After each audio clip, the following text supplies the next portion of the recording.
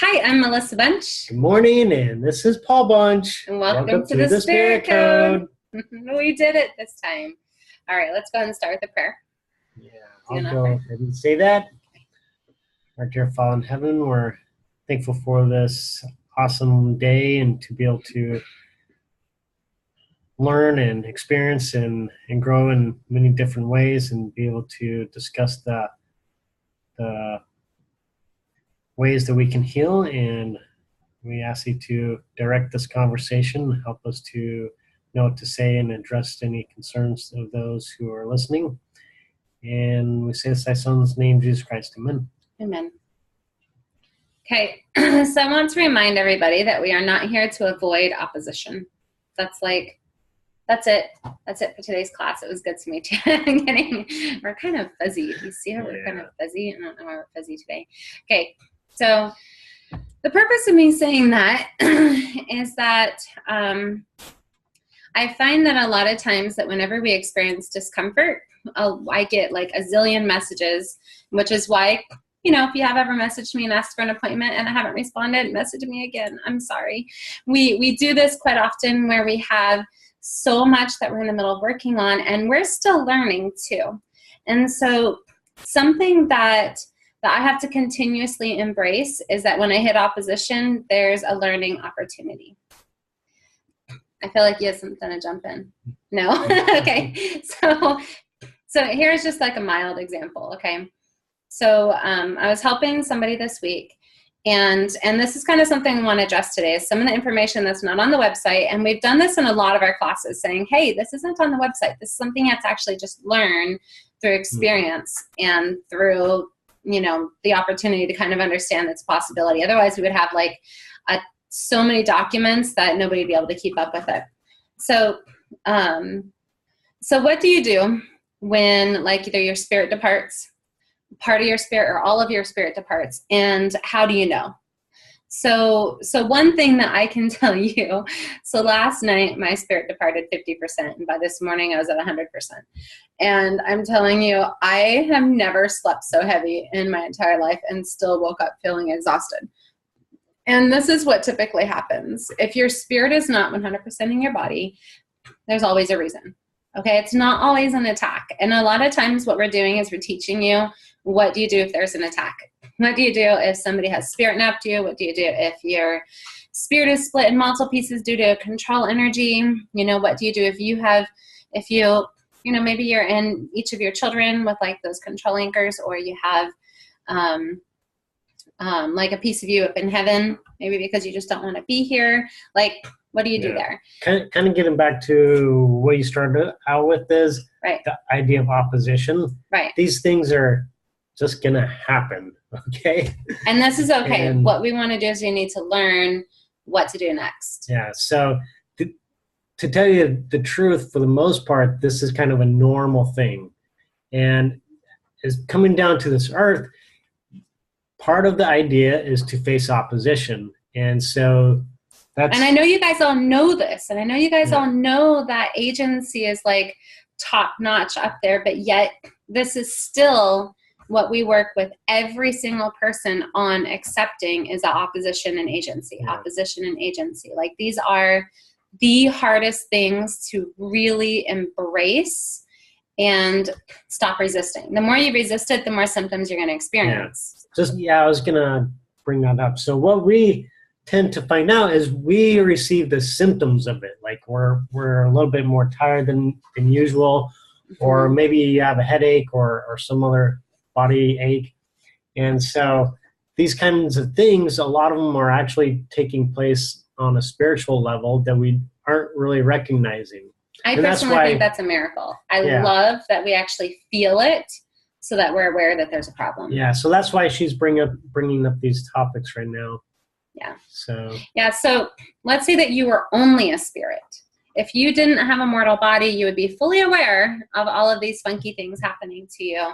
You'd be aware of all your influences around you. But now, since we have that mortal limitation, because your mortal mind only can comprehend, grasp, or be aware of certain things, God has given you the greatest gift ever, and that is that your physical body feels a symptom when your spirit is in distress or if your spirit has departed. And so what we want to do is, okay, now what? Okay, I've got a splitting headache. I'm so tired, I can't even move. I need somebody else to do this for me. And I think that a lot, you guys. So seriously, when you guys come to me saying, oh, I can't do this, I felt that too. You are definitely not the only one who feels overwhelmed by these symptoms, because the symptom can make it so difficult to do the spirit work. Yeah, that's true. Like just like last night when she was describing that half of her spirit departed, and she comes to me, I'm like, I don't know what to do either. It's like, yeah. Paul, why don't you know what to do? I'm like, fix it for me. Well, we need to figure out why he's gone. So, and then he kind of sits there like, so open your spiritual eyes, tell me what's going on. And I'm like, I can't. Yeah, it's she was so tired. much. She could barely even muscle test. I'm like, well, yeah, we've got to do something. I can't even move my here. arms. Yeah. Like I didn't have the strength to even keep my finger straight. Yeah, and it got worse because I kept on more and more and more of me kept departing. Yeah, so we were able to actually finally get it resolved, but there was a lot of learning experiences in the process. And some resistance, because I absolutely hit that resistance wall of, this is too much. I'm too tired. I really wanted to complete something that we're working on with the 7 deadly sins right now that we're calling concept to reality energies. And I wanted to have it done to teach you guys that today. And instead, Heavenly Father was like, actually, there's something else that's going on that I need you to address that's like a right now thing. And so I hit some opposition there. Immediately hit that opposition of, no, I really wanted to just sit down and complete those so we could teach this to you today and have it uploaded. And it's not something, I've only got 2 of the 7 deadly sins done. And that's how much I had a week ago done. But we keep on getting more lessons where Heavenly Father is redirecting us. And that's what I want to kind of remind you. Let's say that on your schedule, you're like, well, I've got to take the kids to the water park, and then we've got a birthday party. And then I've still got to get a few hours worth of work in today. And a 5-hour nap. And that's me. And I've got all this housework to do, and I still got to make dinner, and we got the missionaries coming for dinner, whatever your schedule looks like. And you're just like, there's too much on my plate. I've got so much going on. And then a piece of your spirit departs. And you're like, oh, my head hurts so bad. Ow, ow, ow. I've got like the worst headache ever. What just happened? Oh, I'm so tired. I just need to go take a nap, but I can't nap. Because I got all these things going on. It's not as though this is time like convenience, you know? Like, this will be a good time to cause more chaos. It doesn't necessarily work that way. It just happens when it happens. So I think it really kind of helps us to remember that this body is like an outfit for your spirit. That God is giving you clothing to wear so that when you came down here, you had... you're capable of touch. You're capable of communication. You're capable of experiencing this earth life in the way that He has designed it. And what we tend to do, and we hear this a lot from some of you guys, is where we separate from our spirit, where it's like, she's doing this, she's doing that. And we hear this a lot. So if you think I'm talking about you, I'm probably talking about you plus about 50 other people, because I hear this all the time where we disconnect from our spirit. And we're like, why didn't my spirit just do that again? Or why did she just do that again? Where we kind of separate and we detach from her because it's frustrating. It's like, why do all these things keep on happening to me? I don't have time for this. Okay, so now what? Right? So you recognize that we all feel the same way when it comes to, why is this happening? Why is my spirit in multiple pieces? And what am I supposed to do about it? Is it in the program? Is it under the energies? Is it under pathogens? Like where can I get the information on all of this? Okay. So that's kind of what I would like to address right now. Oops. I guess we could do that there. Yeah. Okay. Okay. So you want me to take it? I can start it off. Okay. So there's so many different possibilities. So how do you know what to start with? So the first thing you might want to start with is... It's not written down because there's like 5,000 possibilities here, maybe unlimited. So a few things that you can start with is asking if your spirit's happy, okay? Oh yeah, simple. If your spirit's happy, my spirit happy? then you know that whatever's taking place is not a spirit issue. Should we write that down, like pull up the little document thing where they can see what we're writing? Or is that not necessary? Not necessary. Okay. Is my spirit happy? Okay, so if your spirit's happy, then you can start looking for, more of the physical aspect, or maybe more of like. Well, wait. If your spirit is still departed, but it is happy, we need to kind of adjust that, right? Yeah, I suppose that's a possibility too. And it depends on how much of it is departed and why. Yeah, so maybe your spirit is actually off doing something good, maybe doing some training. It happens. Like if your spirit is, just involved in other activities, then most likely your spirit's just going to return, when it's done. So not really much to worry about there. Okay? So the basic scripts are going to be on the spiritcode.net. However, if I want you to really start thinking outside the box, I want you to really open up to a million different possibilities here, and be very aware that Heavenly Father is the one that's going to be teaching this to you. So this isn't going to be something that is going to be a right or wrong answer. This is going to be something that you need to use your personal revelation, spiritual sight, spiritual hearing, whatever you are prepared to use. Everybody has something that they can access. If you're able to muscle test and just ask the right questions, you can also troubleshoot from there too. Mm-hmm. So this is the idea here the idea here is to know what to ask for. Okay. Right. So that's what we're trying to guide you with. And so the next thing is, if your spirit's happy, then, maybe it's just a food or something, maybe. You mean if your spirit's 100% in your body. So when you're testing if your spirit's happy, let's find out how much your spirit is in your body. That's going to be, this is where I would go before getting into like the food and stuff like that, because I see where you're taking that. Well, I'm just really in that portion now. So we're going to be talking mostly about on the spiritual level. So I'm just saying, if your spirit's happy, don't worry about it. And then, so what we're going to be doing. If you just feel sick. Yeah. You're just saying, if you don't feel good, check to see if we're talking spirit or physical body. Yeah. So let's just kind of rule, is it my body that's not happy or my spirit that's not happy? Yeah. So with the body, let's focus on spirit today. You can address that on your own. And so, actually, can I bring something up really quick? Because this is actually in our notes that we wanted to discuss today too. Let's say that you just ate something, not feeling good, or you just smelled somebody smoking and you're not feeling good, or you're just not you're just not feeling good out of the blue all of a sudden, and your spirit is fine. Your spirit's 100% in your body. Your spirit's happy. Everything's hunky dory with your spirit. Then check to see if there happened to be a rebellious spirit in the food, in the cigarette smoke that you smelled. I'm not saying that you're smoking, I just mean if you're out in public and you smelled it. If you, maybe in your water. It's not always in water nearly as much as they are in food. But we do, like, this is kind of unfortunately happens, that let's say that somebody, as opposed to being contracted to you, they're contracted to food. Right? It's like a food addiction. So they're going to be contracted and split into millions of little pieces in the Swiss cake rolls, even we had it in like healthy rice not that long ago, where our rice's vibrations are really low. So what you would do is, if we're just talking that this is like a food situation and we're just we narrowed it down to something that you ate. You have a couple different angles. Like you can neutralize the food that's in your body and invite in. So let's just say that your body is just responding to the food poorly. No rebellious spirit, just responding to the food poorly. And then you can invite in an energy to neutralize that food. Okay, any energy that is in the compound section, just see what energy, like go through the compounds, be like, is there something in here that my body needs to help neutralize out this food? And it works beautifully. It's better than taking an antacid for me. But if it's spiritual, what we want to do, if you find out that, yes, there was a rebellious spirit inside that food that I ate, then we want to bring together, and this is what I say, I bring together all of the particles or components or spirit fragments.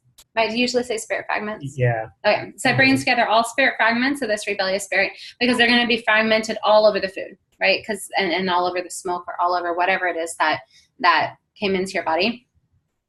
And then once you bring them together, then we cast them out. Then right arm to the square. And if you don't know what that means, right arm to the square. In the name of Jesus Christ, I command all rebellious spirits to depart. And And you can, I always like to say, and I re-strengthen my shield, and I like to cut cords. I always like to cut cords just in case. And I detach the cords, I cut the cords with flaming sword, I release and remove the cords. That way you don't have anything still connecting into any remnants of anything. So that's our simple, if it was physical and it's not too complicated. Those are that's our first go-to. We could absolutely go further if it's physical, but let's kind of jump over to spiritual. Okay, so let's say you muscle tested and you weren't feeling good. Horrible, massive headache, horrible, terrible exhaustion, and you're like, is my spirit happy? No. Oh, spirit's not happy. Okay. Is my spirit 100% in my body? No. What percentage is my spirit in my body? 50%. Okay, so as opposed to immediately feeling that your spirit has betrayed you or your spirit is just gone and you're going to feel miserable because she's gone, let's see what we do next. Now, there was somebody who made a comment not that long ago who had said, when it happens, just go with it. Don't worry about it. You know, it's not really for you to alter or to change. This is where, take it to the Lord. Do what you feel needs to be done. If you feel that this is something that you need help on, reach out for help.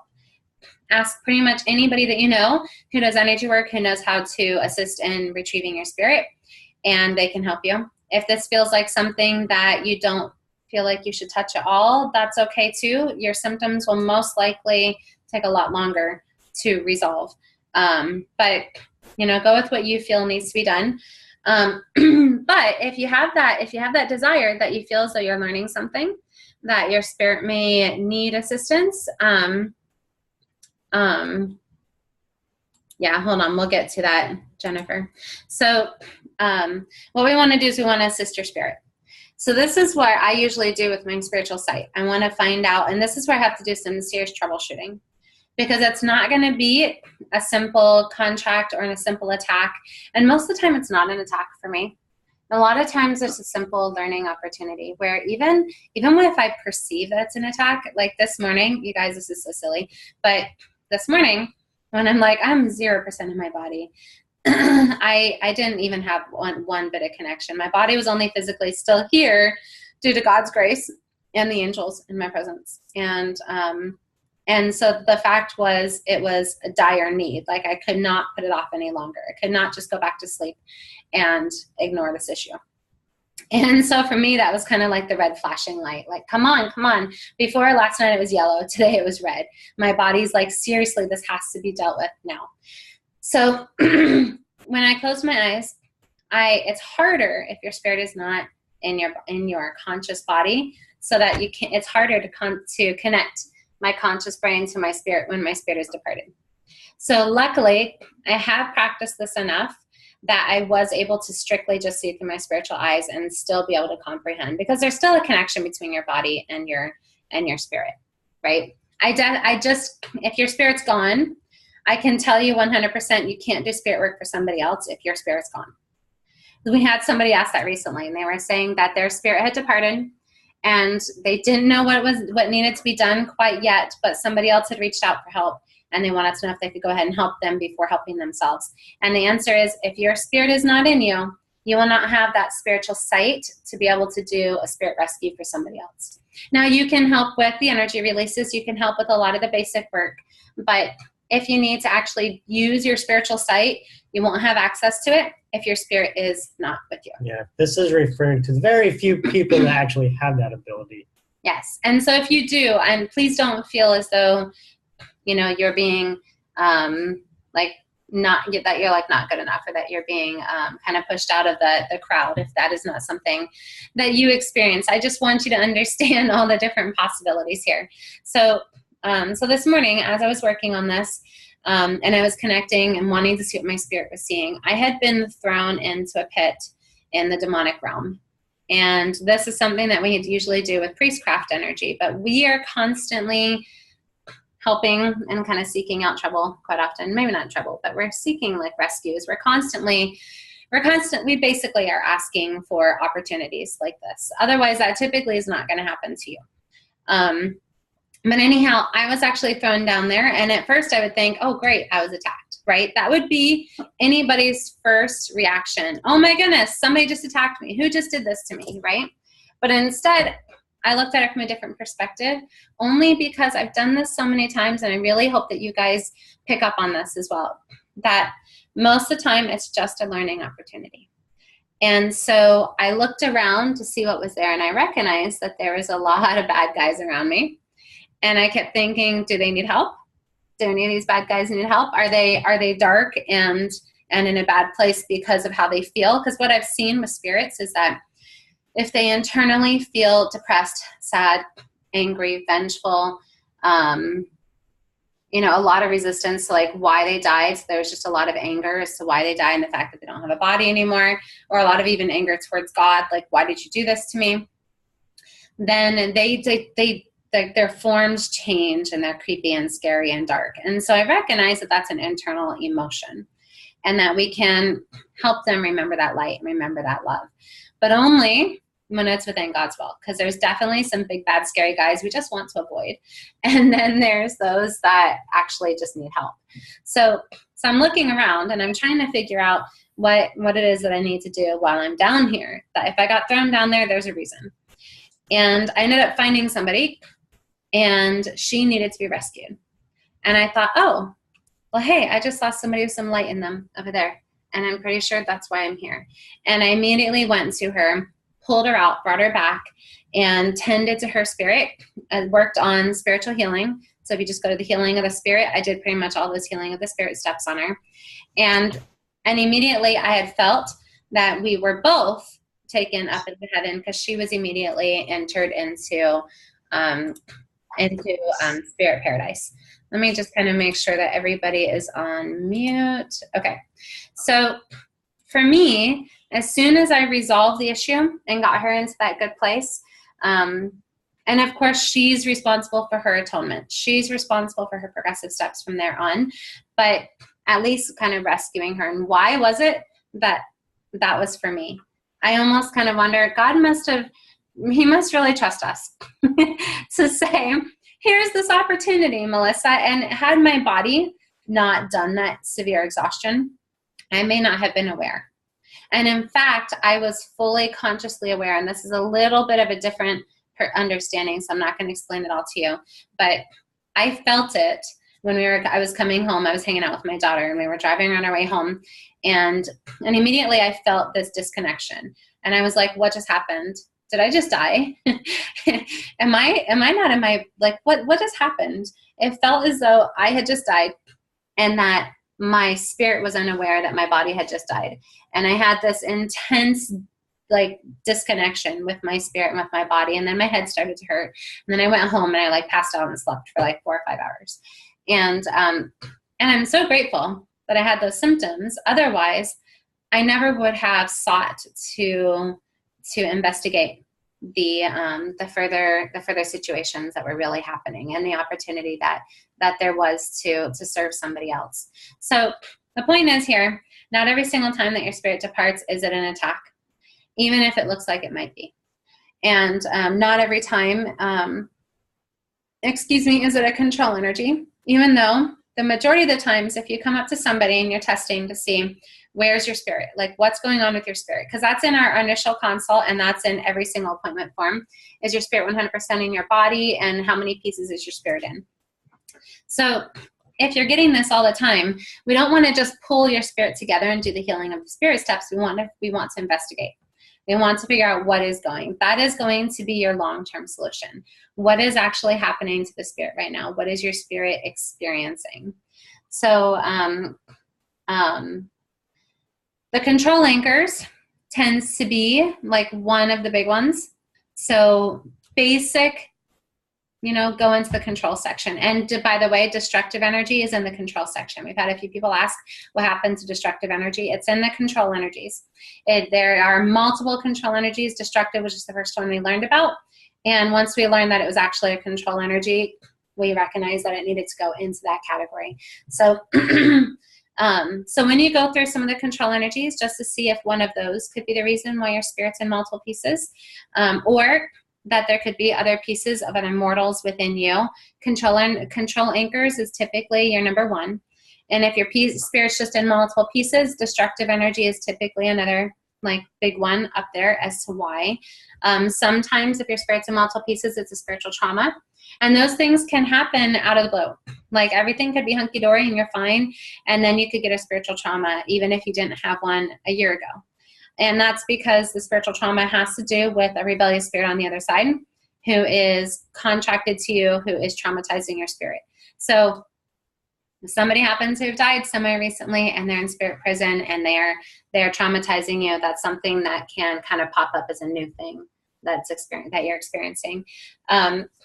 So those are like my go-tos. Really, the control energies, control anchors, the spiritual trauma. Those are the basic go-to reasons why your spirit splits, but that's not the only reason. For a lot of you, if this happens a lot, it's something to investigate. And so if you say to me, I don't really use my spiritual sight much, I'm not really sure how to use my spiritual sight, this is God teaching you. So take that opportunity to really connect with your spirit and have your spirit lead. Like I was saying, like this physical body, this is just like an outfit. Your spirit is who you really are. So if your spirit departs, that is who we want to put all of your time and effort and energy into, because that's who you really are. Your conscious mind, I personally believe, is here to learn and to really become one with your spirit, your spiritual mind. And so the more that we can leave behind the temptations of the natural man and leave behind the doubt and the fear and all of the darkness that we experience here upon this earth, the more that we are able to really connect that spiritual mind and your physical mind. Okay. The mortal Merkaba is also, so if you have a mortal that happens to be in your presence, a mortal spirit. So when I say a mortal spirit, I don't mean disembodied. I mean another mortal spirit.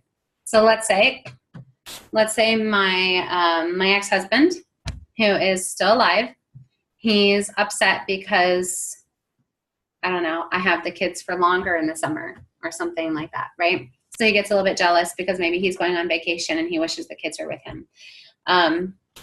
In that case, he could have a piece of his mortal spirit in my presence because he,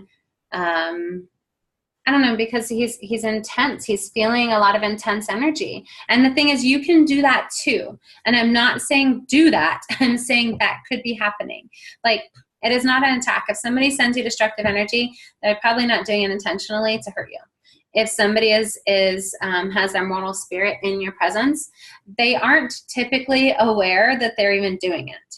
So don't feel as though, oh my goodness, that person is so mean. I can't believe that they would do that. Like, they don't even know that they're doing it. They just have such intense energy that it is influencing you, which means you can do the same thing. So if your spirit is not 100% in your body, you could be partially in somebody else's presence. So let's say that you're upset because, gosh, this is intense. I'm sorry. You found your husband cheating. Okay. If that's the case, your mortal spirit could absolutely split into a couple different pieces where you're kind of like in his presence because either you don't trust him or you're concerned or like one of your children ran away. One of your children ran away from home. A piece of your mortal spirit could absolutely be with a piece of their mortal spirit. So this is not something we want.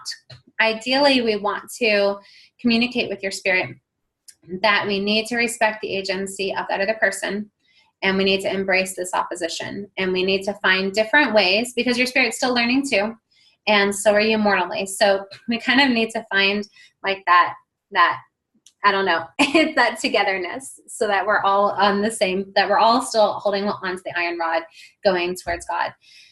So I like to just kind of get back into that place of reminding our mortal spirit that, or reminding my spirit, not my mortal spirit, reminding my spirit that we need to respect that other person's agency. That even if like your child has run away and you don't want them to be gone, you want to make sure that they're not hurt, that they're not sad, that they're not suffering, that they're not hungry, that they're not being taken advantage of. Unfortunately, there's only so much that we can do. And we want to give them that space to experience their own opposition and to have their own agency. And we get this time and time again of moms wanting to help their children avoid that pain. And it all depends on their age. And if we have, let's say you have a 30-year-old child. They need to use their conscious moral agency to seek that help. If they tell you that they don't want you to do any energy work or any spirit work, or they have told you to leave them totally alone, unfortunately, there's nothing that you can do and still be within God's laws. We don't want to violate any of God's laws. So even if you muscle test their spirit says yes, of course their spirit is going to most likely say yes. For the most part, almost everybody's spirit is going to say yes. The problem is you are here with a mortal body, and your mortal body has agency as well. So we need to ask that mortal body to make those decisions, because your spirit could fix almost anything all by itself. At any time, your spirit could fix pretty much any problem that we have. Like your spirit could be like, oh, Melissa, you've got this dark, this corruption. Like, I'll just do it for you. I'll just fix it for you, right? But that's not what we're doing here. God has given us an opportunity to learn through those symptoms. So your spirit is being patient, waiting for you to make that conscious decision. So if your spirit is being patient, waiting for you to make that conscious decision, then that is going to be within God's laws. And we need to make sure that we are very careful to honor that with other people as well. Now, if this happens to be your child who's under the age of 18, who's in your home, you have a little bit more flexibility. My 7-year-old, I help him no matter what. My 13-year-old, I usually wait for him to ask, but if he has an issue, I usually fix it for him. My 16-year-old, though, I wait for her. And that is because she has asked me to. She has said many times, Mom, I don't want you to fix it. I just want to feel like I can do something for myself. I don't want you to always come in and just rescue me. And I'm like, are you sure? Because I can make your headache go away. And she's like, Mom, no, I want to do this myself. And I'm like, can I give you the protocol? Can I just show you what to do? And she's like, no. And I'm going, okay, I'll wait. I love you. I'm sorry your head hurts. And this is hard. This is where I think we are learning. And this is your opportunity to see what it feels like to be Heavenly Mother and Heavenly Father. To see all of your spirit children suffering and struggling in either their mortal lives or in their spiritual life, and all these problems that you could fix. You know how to fix it. You're like, oh, this is so easy. I could do this. Let's fix this. And we just can't. We need to give them that opportunity to grow. It's like you can't give somebody else a testimony. You can't fill up somebody else's lamp with oil. We need to let them have their own opposition. And when we resist that opposition, it's like trying to walk in. It's like you're walking into a brick wall over and over and over, expecting that the brick wall will just move for you or collapse. But instead, we want to embrace that the brick wall exists, that wall is there, that maybe we can beautify it. Maybe we can find a way to see that brick wall as maybe a part of a home, as opposed to something that is restricting us. And I don't mean like a contracted wall where you're keeping other people out. I'm just kind of using that as just an example. So, okay, I know that we covered quite a lot, and we got way off of topic when we were talking. Jennifer Larson had asked a question about, and let me get back to that. Here we go. She was asking about like seasonal allergies. And so when we were talking about food, if your physical body is experiencing distress and you have seasonal allergies, what are some different things that we can do energetically? Do you want to do that?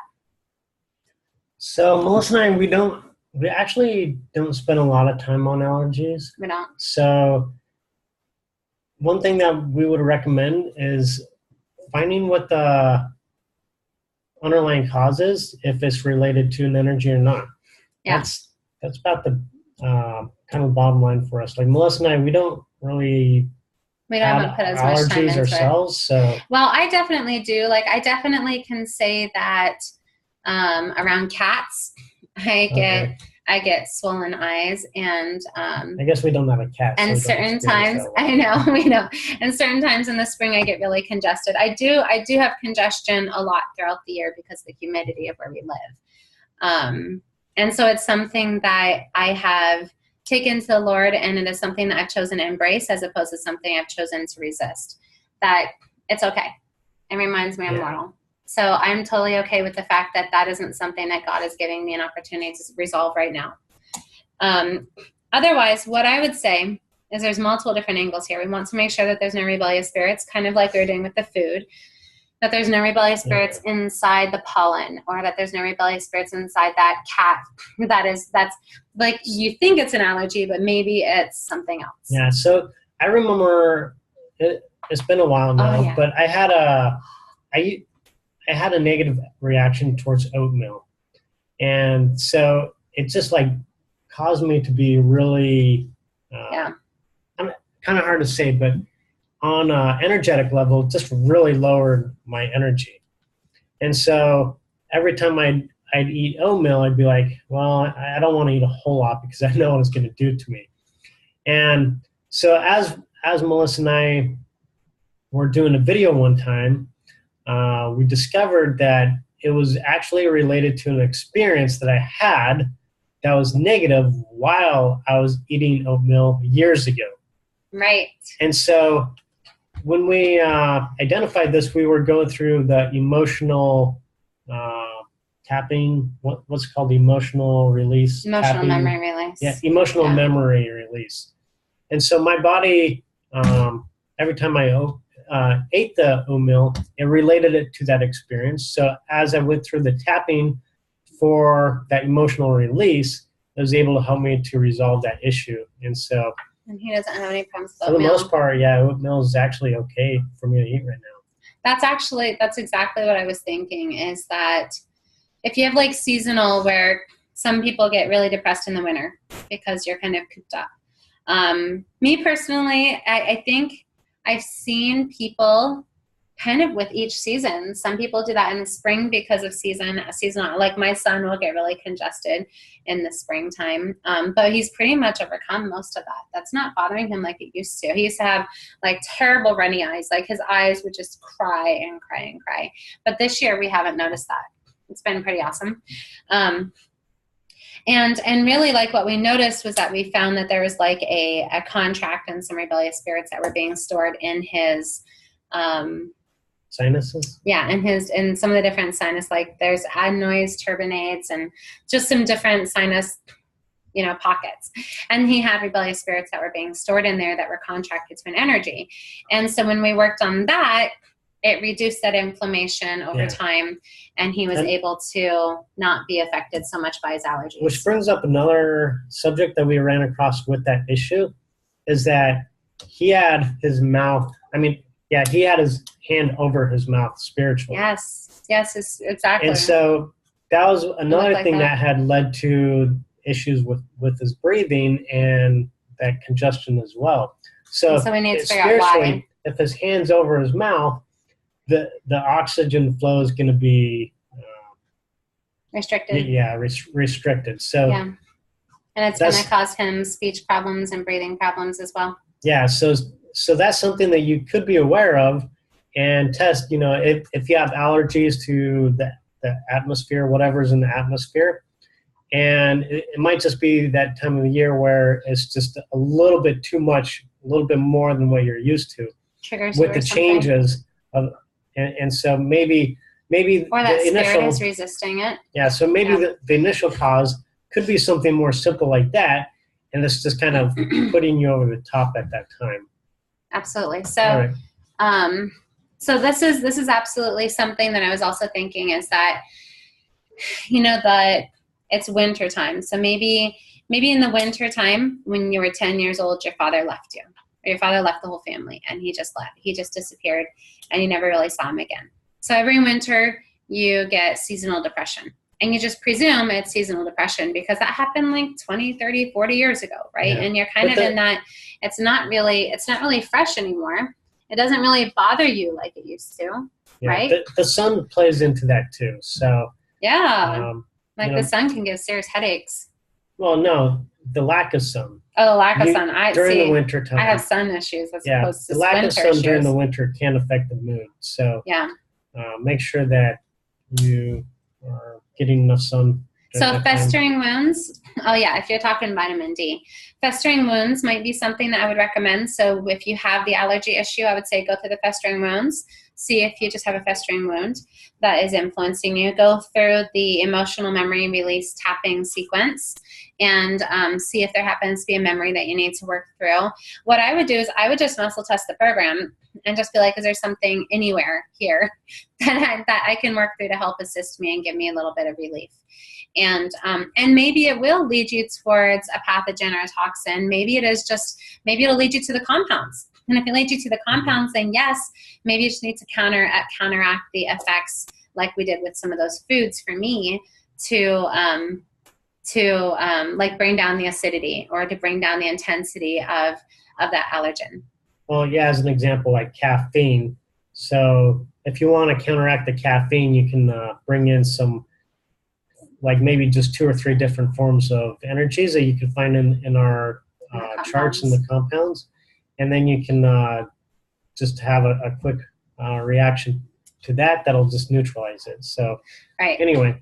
So anyhow, go through the emotional stuff because, yes, for the most part, if it is emotionally based, we need to deal with that. And it may not be a contract, may not be a dark energy. It could just be working through a memory, working through an emotion. There was something really interesting that happened to me recently where I was feeling really like triggered and intensified and rejected. And I was feeling like really upset towards Paul. And he was like, what did I do? I'm clueless. What the heck just happened? And so he's like, is this a festering wound by any chance? And I'm like, I don't know. No, it's not. It's not a festering wound. It's you. And he's like, okay, come on. Let's check. Let's muscle test. Is this a festering wound? And so he tested. It was a festering wound due to something that somebody said to me 4 years ago. Something that I had that as soon as we went through the festering wounds, immediately I'm like, oh my goodness. Somebody at one point, like 4 years ago when I was a single adult, told me that I wasn't pretty enough to expect people to treat me with respect and to uphold the law of chastity while dating. And I had brought that up actually in a conversation with Paul, but I didn't realize it had bothered me until I started getting really snippy and snappy and depressed and upset and feeling rejected by Paul. And so what we did was we just had to find out what the true source was, like what was really bothering me. And so I went through the festering wounds. I worked on what was really bothering me, which was that comment, or that it was an email from that guy. And once I went through the festering wounds on that, I didn't feel upset anymore. I wasn't feeling wounded. I wasn't feeling rejected. I wasn't feeling triggered. I wasn't feeling headachy. I wasn't feeling grouchy. I wasn't feeling out of control at all. I was back to myself. And that is such a critical component, is recognizing that what you feel, we can absolutely address. So we have a few of you guys who have people coming into town for graduation, because this is graduation time. If you're watching this as a replay, it's June, and there's just a lot of graduation parties going on for the summer. So what do you do when you have a lot of people come into your home? One, you're probably going to get into a lot of conflict scenarios. And two, you're going to have some people who are going to be possibly coming in and being very judgy or bossy, or bringing in a lot of dark spirits, bringing in a lot of dark energy. Like, what do you do? Okay. Do you want to jump in and get a little bit on that one? I know you can. Okay.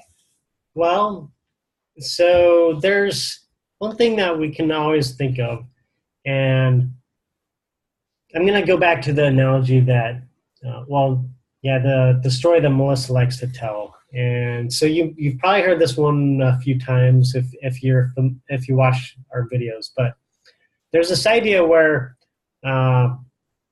light repels darkness. So keep that in mind. So Melissa had an experience where she went to the store where everything was just being flying off the shelves like crazy because it was like a storm. And according to Melissa, they probably all know this story by now. Everybody in the whole city, probably in the whole state, was actually in that store. They all know this story by now. They've all heard this one so many times. So I'll just tell it real quick. So anyway, Melissa has a sense of feeling where she can sense the energy in the room or in like the atmosphere. Empath stuff. Yeah.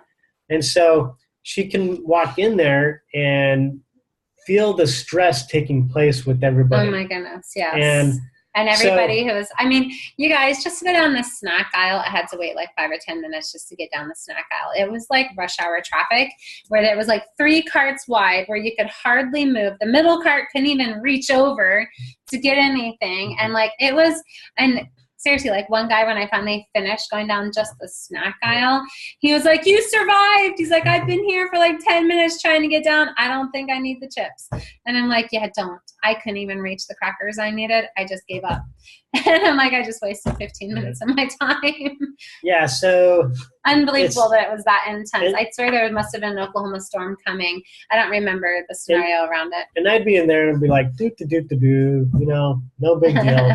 Not even paying attention. But Melissa, I could for feel her, it all. it's like she'd probably almost want to put her shirt over her head and just like hide, Like, no, how do I get bad. out here as fast as possible? Like I felt, it was almost as if I could feel people being like, you are so in the way. If you could just move out of my way so I could get out of here.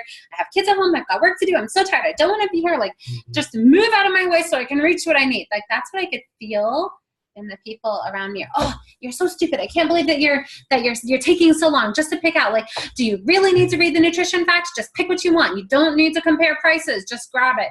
Like, oh my goodness, the intensity of the negativity and the stress and the anxiety. I hope I didn't stress anyone out right there. I really hope you just recognize that was an example of what I could feel and hear coming off of these people. And some of them were just angry because of other things, but they were bringing it with them. Some people were really lonely. Some people were panicking, like, oh my goodness, I have to get home before the storm hits, and yada, yada, yada. It was too much. It was just too much.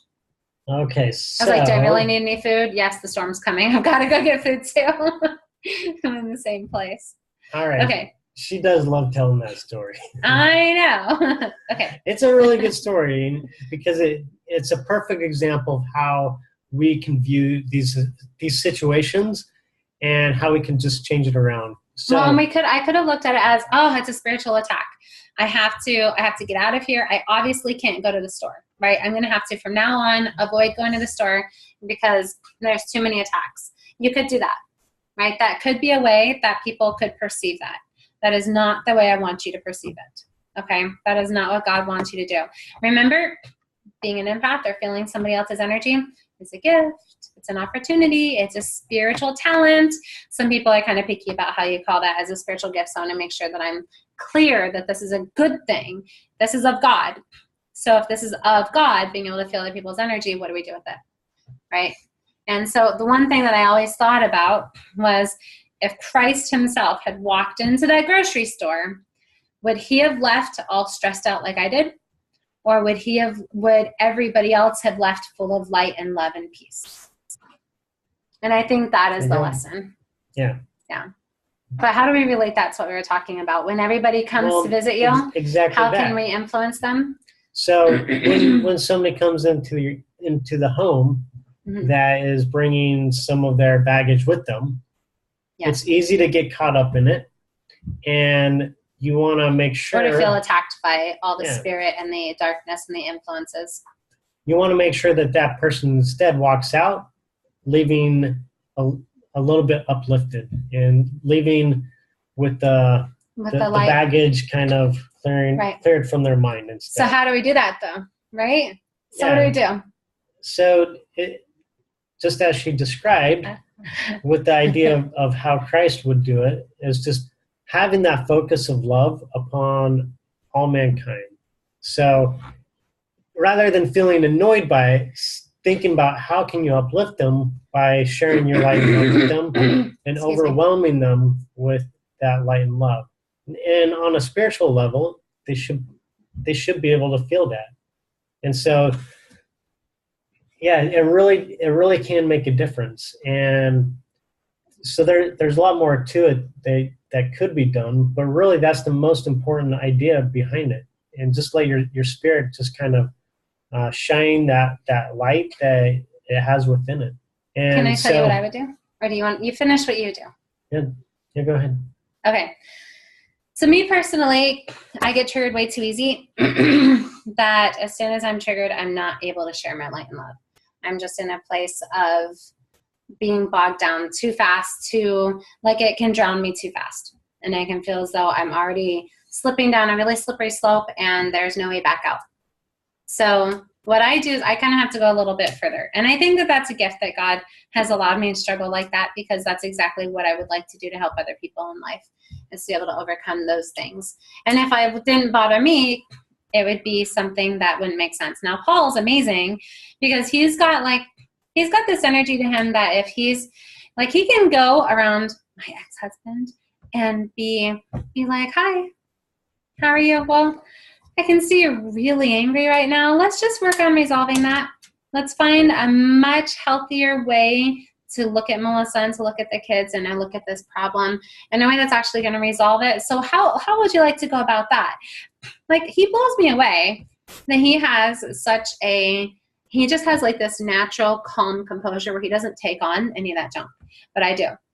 And so I think that we're a good match because he can help the people who don't take it on, who really just need to shift that perspective. Some people just need to shift that perspective to say, instead of taking on the baggage, I'm going to share this light. I am a being of light. I'm focusing on this light and love, and I'm sharing this light and love. And he does it great. He does it all the time. It blows me away. And he's like, why are you upset? And I'm like, because I'm triggered again. And he's like, oh my gosh, let's clean it up again. I'm so glad he's got the patience for that. And not many people have that kind of patience. So, but for your sake, I get triggered enough that I can definitely say that there's a solution. Okay. So what I do, first of all, simple, basic. If a whole bunch of people are in your home or you're in somebody else's home for a big graduation party, you can clear the space. Now, as you know, rebellious spirits are going to be contracted to certain people. You can't touch that. And like, you do need permission for a lot of work. However, if you're there, your spirit is this divine being of light, you can clear the space just for your own spirit's safety. Without even telling, you don't have to like stand up and make an announcement. All right, everybody, you all brought a bunch of evil spirits in with you. I need to go clear it now. Let's not do that. Let's not add to the fire of the conflict situation. No, I've even been prompted to do this in atmospheres like in a restaurant to true. back things off because there was a lot of stuff in there. I wasn't even recognizing, but I was just getting that prompting to do so. And for me, I get symptoms. For me, I start to feel really headachy, like, oh, shoot, somebody just stabbed me in the back of the head. We need to clear our space. Something's here. Like hotels, same problem. Oh, my goodness. Don't even get me started with hotels. Like, yeah. I would just say don't go to a hotel. It's just too much work. It's possible, but oh, my stars, it's a lot of work. So, okay, so let's just say you're in somebody else's home or a bunch of other people are in your home. You can clear your space. And you can expand your shielding. And this is something that I would love for you guys to recognize. You can flex your shielding. You can expand your shielding. Your shielding is like this living spirit being that you can work with. So you can expand your shielding to contain everybody. Granted, if you become weak, that shielding becomes weak. Everything kind of goes wonky. And you're not going to be able to deal with the courting to everybody. You're not going to be able to deal with the way that they're still being influenced. But you can definitely deal with the spirits that are in that presence. So clear the space, expand your shielding. If you do need, flexing the shielding is kind of fun. What I do is I pull all of my Merkabas and all of my shields like in like a tight bodysuit, and I pop them out like an inflated balloon. Okay, so all the way tight in and then pop it out. And that's how I flex my shielding. So let's say a mortal spirit happens to recently come into your space, even though you have a shielding or a Merkaba to keep mortal spirits out, they came in. And they're going to come in through mostly invitations, courting, or possible wounds in your shielding, right? So however they came in, the bigger concern is let's get them back out. You don't have to redo your Merkaba because your Merkabas are going to stay, but we do want to flex, right? Bodysuit in tight, out like an inflated balloon, pop them out. And that will push that mortal spirit back out of your presence. And that doesn't mean your husband and your children and your dogs. That doesn't mean those mortal spirits. I'm referring to the mortal spirits that do not belong there, the ones that are either spying or angry or some sort of control energy. And ideally, everybody needs to be in their own bodies, right? I mean, that's where you need to function. We need to make sure we are 100% in our own bodies. And it's not like selfish to say, I'm here and I'm not kind of out helping everybody else. This is what we are supposed to be doing at this time. You need to be 100% in your body. Now, if you're spiritually traveling or doing something like that, you can expand and you can travel, but not in such a way that your spirit is chilling and tagging along and inside somebody else where you don't belong. I mean, we can merge, like husband and wife merge, but it's different. Okay, totally different perspective. So, okay, big family events. You've already cleared your space, and you're like, why? Everybody's judging me. Everybody's, complaining that the bathrooms aren't clean enough. Oh my goodness, there is so much intensity here right now. It's absolutely driving me crazy. So here's a couple different things. One, the hands-on Neura technique, I would recommend do it in advance. Okay, so if you know, excuse me, I need to run to the bathroom. If you know that you're going to have a big event around people and you have never done the hands-on Neura technique before, and you have never done the impact visualization before, and you muscle test right now that your energy fields are scattered, then you need to do that hands-on Neura technique. Do it before you go to a family reunion, before you go to graduation. Make that like your preventative measure. So what you're doing there is you need to make you a house of order. So if you want to be a house of order, your spirit and your body, we need to organize that energy. And that's what you're doing in the hands-on Neura. Because if your energy is scattered and it's all over the place, then when somebody comes into your presence and they're all scattered, you're not going to be able to handle it. It's overwhelming. It's stressful. It's anxiety-ridden. So let's organize you, get you in a good enough space that when somebody comes into your presence, that you can share that light in a way that does not overwhelm you. Okay, so the next thing that I do is the conflict resolution steps. So go into the self-sabotage link, and under self-sabotage, under the 12 steps, there's another grid, and it has relationship conflict, step 1 and step 2. And see which one you need to do. Step 2 is all festering wounds. And step 1 is like 1,000 things you could possibly need. So muscle test and see which step you need. You may not have to do the whole document. What I do is I'm so familiar with the festering wounds that I don't have to pull up the document anymore. I've gotten so familiar with all of the steps that we just check to see, okay, is this a fear issue? Is this a core belief issue? Is this a conflict lens issue? Like, is there dark energy that needs to be cast out? Anyhow, I just kind of in my mind go over what I need to actually do. And I find out what is really bothering me. What is, like, if somebody came into my home, or let me do it this way. You go into somebody else's home and it's clean, it's big, it's beautiful, it's designed, gorgeous, and you're sitting there going, my house is small. It's not designed gorgeous. I haven't cleaned my baseboards in 5 years. Look at this house. There's not a lick of dust on this person's house. I'm not as good. There's no way I could have a nicer, bigger house because there's no way I could keep it up like this. Oh my goodness, this is gorgeous. I mean, look at all the dust around our vent up there. So, see, we get into this comparison. And it's actually what we're working on with the 7 deadly sins, the concept to reality, because envy, you can take just a simple concept of being jealous that somebody else has something better than you, or not rejoicing in their happiness or in their successes because instead you're comparing yourself. And it's not what you may think it is. So you have the concept stage of, oh my goodness, her house is gorgeous. My house sucks. Look at this.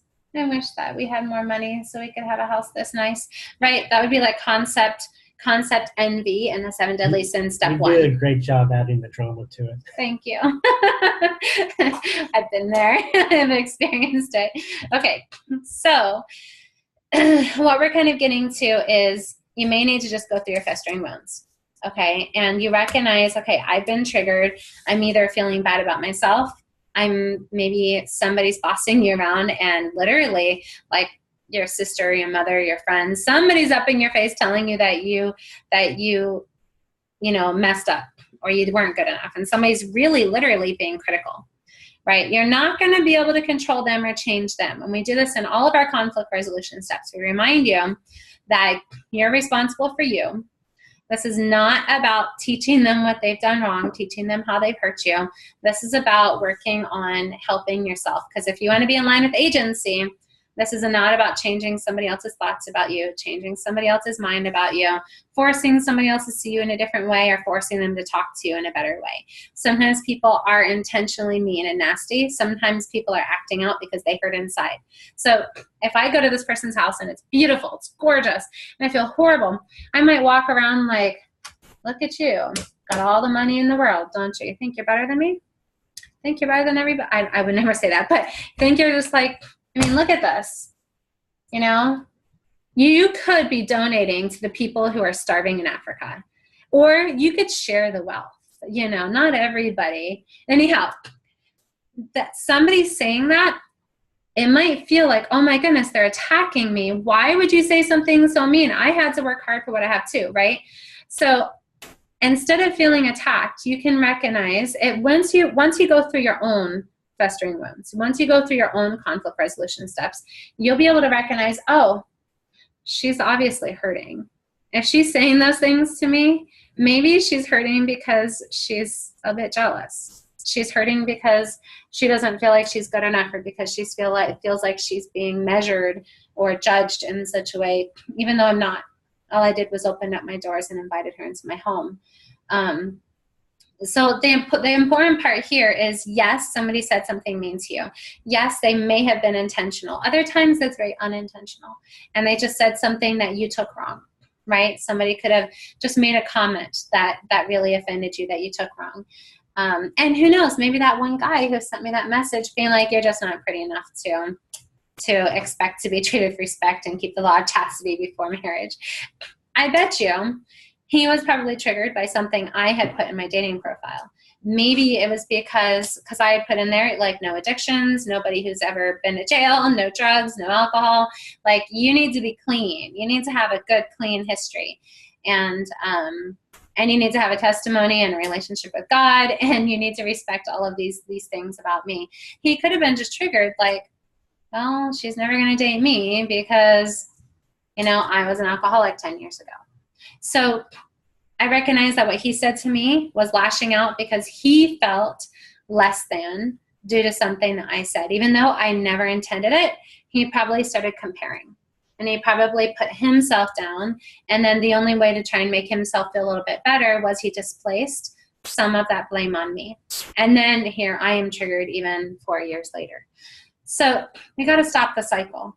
We've got to stop this cycle. And you're not going to stop the cycle by changing somebody else, but you can stop the cycle by changing you. So go through those conflict resolution steps, whether it's part 1 or part 2. Part 1 has their own steps. Part 2 is all festering wounds. So get enough familiar with each one that when you are in a family reunion setting, when you're in a birthday party setting, when you're at a graduation, or you're out visiting family or on vacation and you feel triggered, that you can be like, I need to take 10 minutes to myself. Go alone, get in the bathroom, and you don't even have to pull up the website. If you are familiar enough with this, you don't even need to pull up the website, and go through your own internal healing steps until you feel better. We're not dealing with logic here. We're dealing with emotion. And I just want to remind you that, again, the way that you feel is the issue at hand, or the way the other person feels. We are not dealing with the logical situation. So let's say your husband spent $5,000 on a credit card and you just found out, okay, and just got you guys in debt without telling you, without, maybe he even lied about it, okay? That's a very real problem. However, the problem is the way that the both of you guys are feeling right now. So you are not going to be able to resolve this as long as you are feeling triggered and he is feeling triggered, and there's anger and upset and hurt, and you lied to me, and why would you lie and put us into debt like that? Now we have to work harder. Like, what we have to do is we have to work on healing that emotional component first. And if you guys are in a good enough space, do it together. Okay, go through those steps together. If you're not in a good enough space, go do it alone. Go to your room, take some time to yourself, and then come back a whole different person, ready to be able to handle the actual problem. And this is what we have found time and time again, is that I resist the healing. I will resist the solution like crazy, where we'll be sitting there and I'll be like, no, but we have to talk about this. And I keep on reminding myself, no, the problem is how I feel. that is what is disturbing this relationship. That's what's causing the conflict. That's what's causing all this darkness. That's what's making me feel so horrible. The emotions that were triggered is what we have to deal with. So this is where we want to go through those conflict steps, part 1 or part 2, find out what you need, go through that healing dynamic. It could be a tapping sequence. It could be going through your core beliefs. It could be going through your fears. It could be resetting your time and understanding, working on that body clock. It could be casting out dark energy. You may need to remove walls or negative cording. But what's great is as soon as you do those healing steps, you can come back and be like, well, what was that $5,000 on the credit card for? Oh, well, here's the thing. I kind of really wanted to buy blah, blah, blah, blah, blah with money, and I've been putting myself off for a really long time. Can we return your $5,000 purchase? Is that possible that we could find it cheaper or used? And maybe he'll be like, yeah, it's not too late. We can return it. And then maybe I could find that car or the whatever it was he put on credit for half the price. And then I can get my needs met because I will feel as though we can still put financial means towards whatever it was that I needed. Because the trigger was most likely, are you kidding? I have been wearing the same pair of jeans for the last 6 years. They're falling apart because we've never had enough money for me to go shopping and get myself some nice clothes. And yet you just spent $5,000 on something frivolous that we didn't actually need. Like, how is this fair to me? So that is what's really at hand. And what happens is we don't actually deal with what we're really feeling. We are scratching an old wounds. Those festering wounds is like if you have a scab that has healed over that somebody comes and picks at. So you can't really heal that scab until it gets picked at. Once it gets picked at, it's a festering wound. It's an actual wound we need to actually work on healing and dealing with. And then working on healing the spirit. And I can promise every single person who's watching this video, if you go through those steps, you are going to feel like a whole different person, and you will be able to address the problem with a whole new set of eyes. And you'll be able to deal with the actual logical problem. But we need to separate the two. Okay. So the whole point of that wants to tell you, if you have people coming or you're going to parties and you're doing a lot of stuff for the summer, that there is a way to deal with the way that you may be triggered by other people. And recognize that if you're feeling bad, you're triggered immediately. If somebody said something, did something, you experienced something, you felt something, you thought something, and if you immediately started feeling really bad about something, you've been triggered. Go work on your festering wounds. Go work on your conflict resolution steps. Do what you need to do to get yourself in a better space so that you don't create any conflict or that you don't feed into the conflict that was already created. Okay? Yay. Next step. Okay. Do we want to do the piecing the spirit back together or jump to the stones? Whatever you prefer. Okay, so as you guys know, if the spirit is in multiple pieces, you can do the healing of the spirit steps after you've dealt with the why, right? After you've either dealt with like the control anchors, or you've dealt with your festering wounds, or you've dealt with anything else, you need to always make sure you do the healing of the spirit steps. We need to get your spirit back into one. And that's all in your preparatory steps. So go to your preparatory steps, do the healing of the spirit, see what your spirit needs to make sure that you kind of complete the journey and get you back into a better spot. Yeah, I think there's many reasons why a spirit might be broken up. So you're just going to have to work on troubleshooting as to why that is. Yeah. And there's some suggestions in that document to kind of troubleshoot with. Sure. So anyhow, and I think we've covered enough other possibilities here for now. I do want to kind of reach out and say that if you feel as though your spirit has been traveling to other dimensions, other places throughout the universe, and that this is Heavenly Father giving you a learning opportunity, then if you need somebody to help you along with it, reach out to me, and we can do a couple of sessions with just kind of one-on-one dealing with them together. So let's say you reach out and you're like, hey, Melissa, I happen to be somewhere else. My spirit's departed, but I don't know what to do. Can we do this together? Then we'll set up an appointment and we'll do it together. And we can do that a couple of times until you feel comfortable doing it on your own. And what I'm going to do is I'm going to walk you through a lot of the steps so that you feel as though you can troubleshoot it. And then when it's something that I need to just come in and do, I will, and then I'll explain it to you afterwards so that you get that practice. So it just kind of depends on how bad it got. If it gets really bad and I'm like, oh, I can't explain this, I'm going to have to just do this one, then that's okay too. Okay, so I just want you to know that we're all in this together, and if there is some sort of growth opportunity that God is giving you, then we can do that. But always make sure you do the healing of the spirit steps at the end to get you back into a good space after we've dealt with the why, the what's happening. Okay, so let's move on to the stones. Hey, if anybody has any questions, please feel free to throw it in the chat box. And because I know that there's going to be multiple variations of what we've been talking about that can be affecting you. And I don't want to miss that. I don't want to like skim past it because everybody's situation is a little bit different. I know somebody had shared something on Facebook recently where they had felt some spiritual residue throughout their home and looking for different ways, like, what do I do? You know, that particular person who brought it in was 18 and like, what do I do now to get rid of that spiritual residue? And I think that like there are so many different ways and different possibilities that can be influencing us.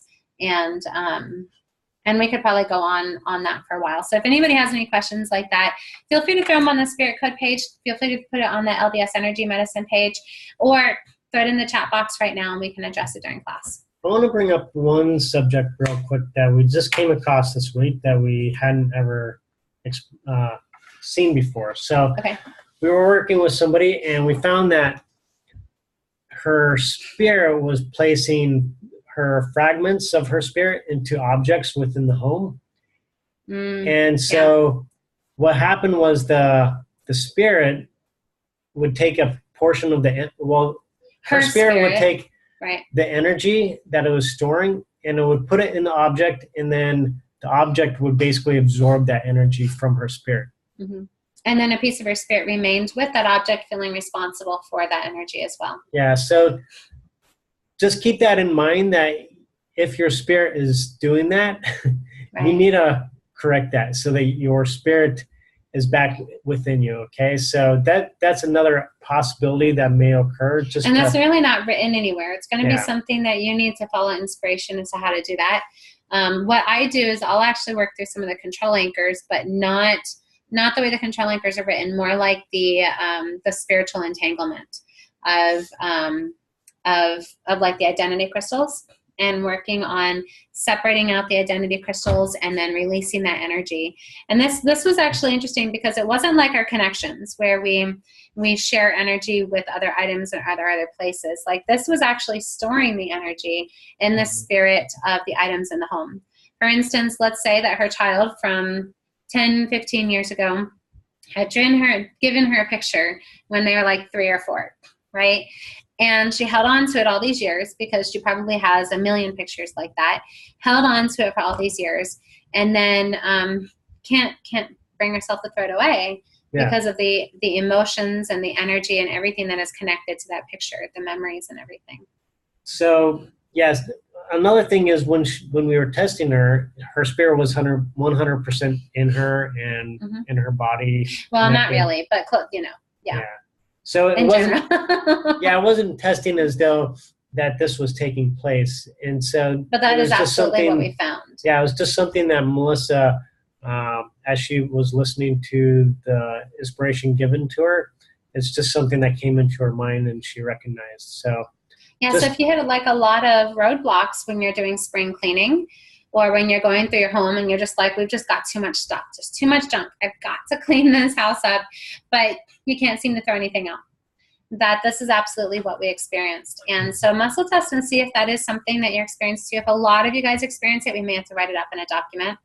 Otherwise, I would practice a lot like those control anchors, separating your spirit from the spirit of the item and choosing to release the energy that you've been storing in that item, and then bringing that portion of your spirit back and allow your spirit to lead this. And in this case, I think it was like maybe 3 energies, and they were all dormant. They weren't the living energies. So it was a lot easier. So we just cast the energies out. Yeah, it was actually really easy to clear from the items because it wasn't in herself. Right. So you didn't have to do like the neutralize, diffuse, spirit, mind, body, you know, you didn't have to do the merging synergistically. You didn't have to do the frequencies and vibrations. Like, I did it pretty simple, where I just brought all of that energy together and I cast it out. And then I checked to see if there was anything remaining. I mean, I think I may have done, I mean, I still wanted to be respectful to the energy of the item to make sure that I didn't leave any spiritual wounds to the energy of the item. However, they're not holding on to it the way that we do. So, so I did what I felt. I may have actually done a little bit of the, I may have addressed the frequencies and vibrations, and I may have done the detach, release, and remove as well. But I just did what I felt was best at that time. And it was really powerful to remove that entanglement of energy, and recognizing the way that I saw it, I needed to see it in my mind to be able to understand it. So we had, it's like a tree, right? So here was the branch of the base of the tree, and the base of the tree was her, okay? And all of these branches coming off were all of the ways in which she was sending this energy into other items in the home. And then she was like entangled with the energy of other branches. Okay, so they were all kind of intertangled like this, kind of in a messy knot of, I don't know what's me and what is the energy of the item. So throwing stuff away actually spiritually wounded her.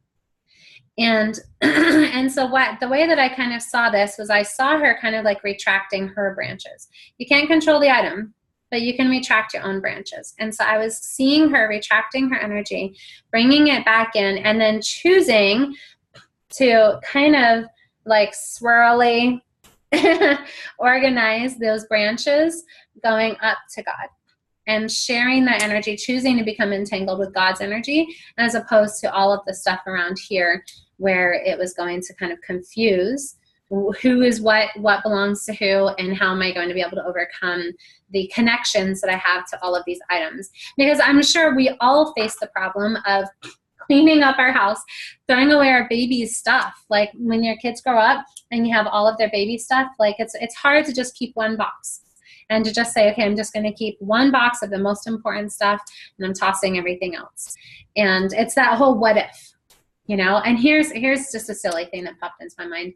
I did the what if with my daughter. So my daughter's 16, and I kept all of her baby clothes because I loved them all so much. And I thought, what if I ever have another little girl, right? I have a little girl, and then I had 2 little boys and two boys that died, and then one, I don't know what the gender was. So 3 kids that survived, 3 kids that did not.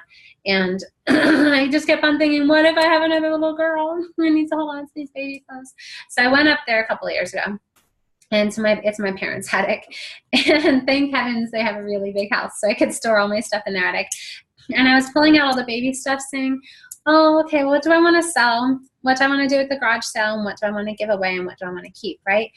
The elastic was shot on everything. The heat of the attic destroyed the elastic on everything.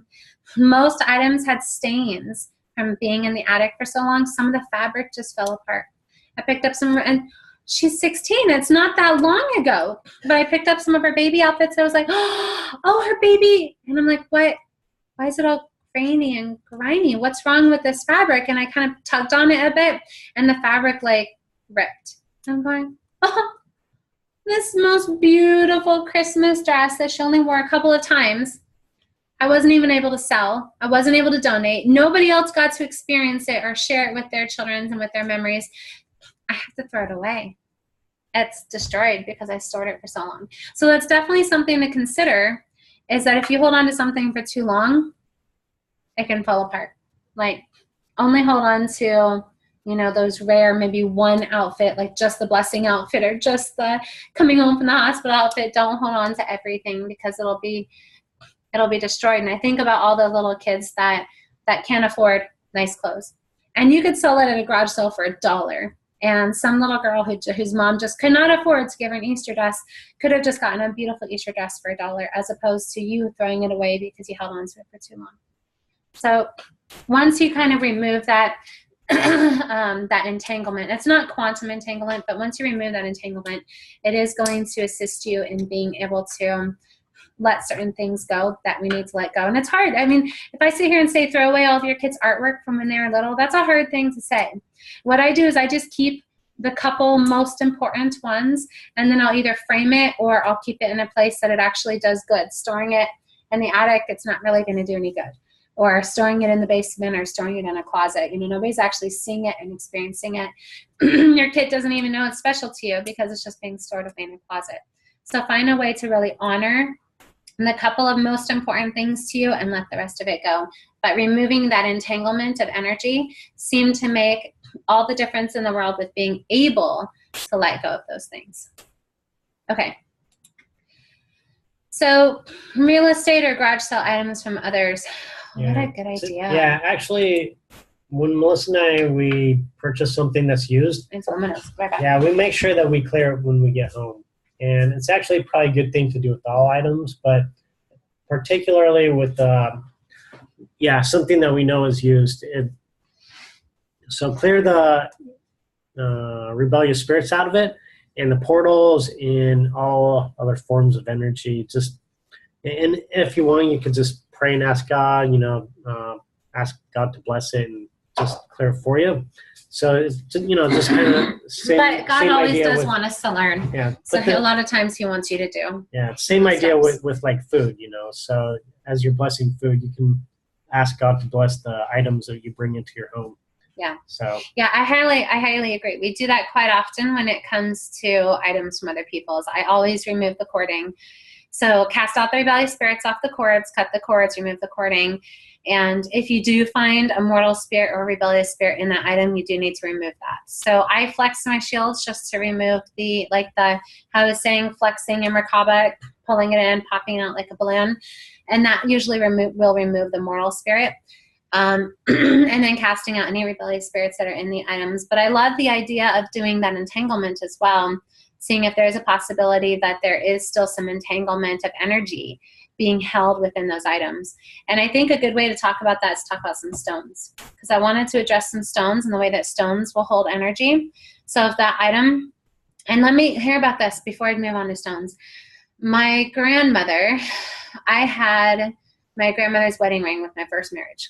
And we had purchased identical, because my brother had the engagement ring that we never did get back from him after he got divorced. And so there's a little bit of baggage on that one, a little bit of festering wounds on that one. But we found almost identical, smaller diamond used wedding, like the engagement ring.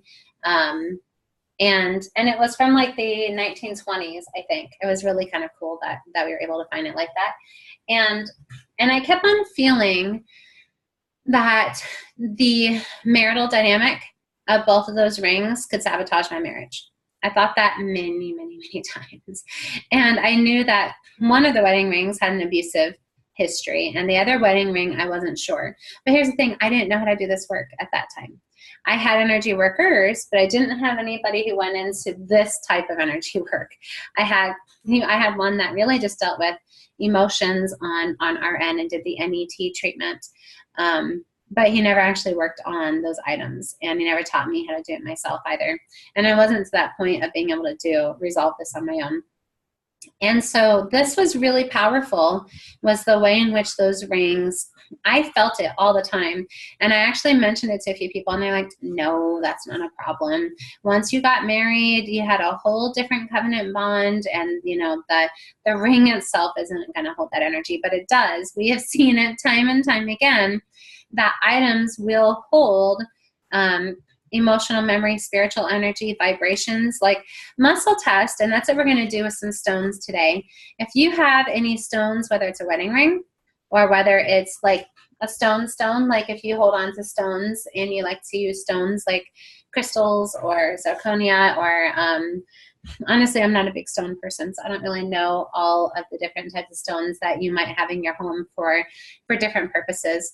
But why don't we do a little bit of testing on your stones and that are in your home? I'm going to do my wedding ring, but I want to test our stones. I want to see if anybody else's energy is entangled with this. I want to see what are the vibrations and if there are any spirit fragments of other mortals or spirit fragments of other rebellious spirits that are being held within the stone, or even negative cords to other people. And it could be because of something you've done, or it could just be because of the history of that stone. Okay? All right. So everybody gets something If you just want to use a ring that's on your hand or a stone that you have in your presence, or think of a stone that you have in your home, we can do that too, right? Let's just first check, let's simple check the vibrations. So I want you to remember that plants that grow to the ground, stones that are a part of the earth, yeah, they all, I can get it off. Oh, it's off. It's never going to make it back on though. Okay. It's such a big ring that I always want to make sure that I wanted it to be snug. Anyhow. So, and I was skinnier when we got married. So, they should be high. Food comes out of the ground. It should be high. Stones are a part of the earth. It should be high. If you are testing a vibration under 1 million, it's too low. So let's find out what you have. And I want everybody to go ahead and do this test. And I think we only have one person's video actually on, and that is totally okay. So if anybody would like to comment, please feel free to unmute yourself and make those comments. And let's just muscle test your stones.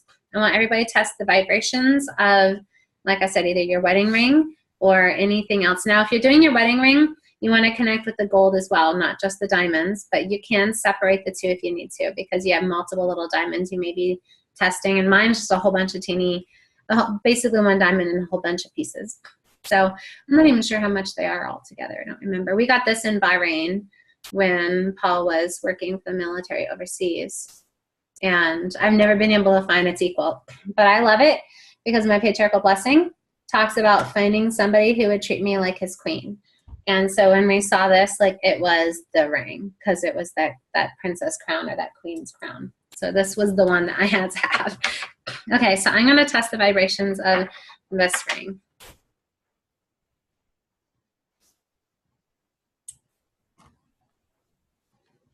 Okay, I'm personally testing that the vibrations are unlimited, but I am testing there's corruption in the ring. But I don't want to jump too far ahead, okay? So we're just going to test just straight out. As long as your vibrations are really, really high, you're good. If yours are really, really low, comment.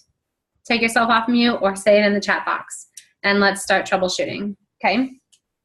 So another thing that we're going to get to is how to use the energy of these stones to assist in some of the work that you do, okay? So what we're doing is just not correcting the corruption in it. We're actually going to use it. Okay. So we're going to hold off on the corruption portion? No, let's do that first. Oh, okay. But then we'll get to the point where we practice using it. Okay. All right. Anybody else? And if you guys struggle with muscle testing, you could either ask us to muscle test it, or you can practice. Like, this is just good practice. I would highly recommend practice. Just do it. Even if you struggle with muscle testing, do it. Try it. Practice. Do you want to practice?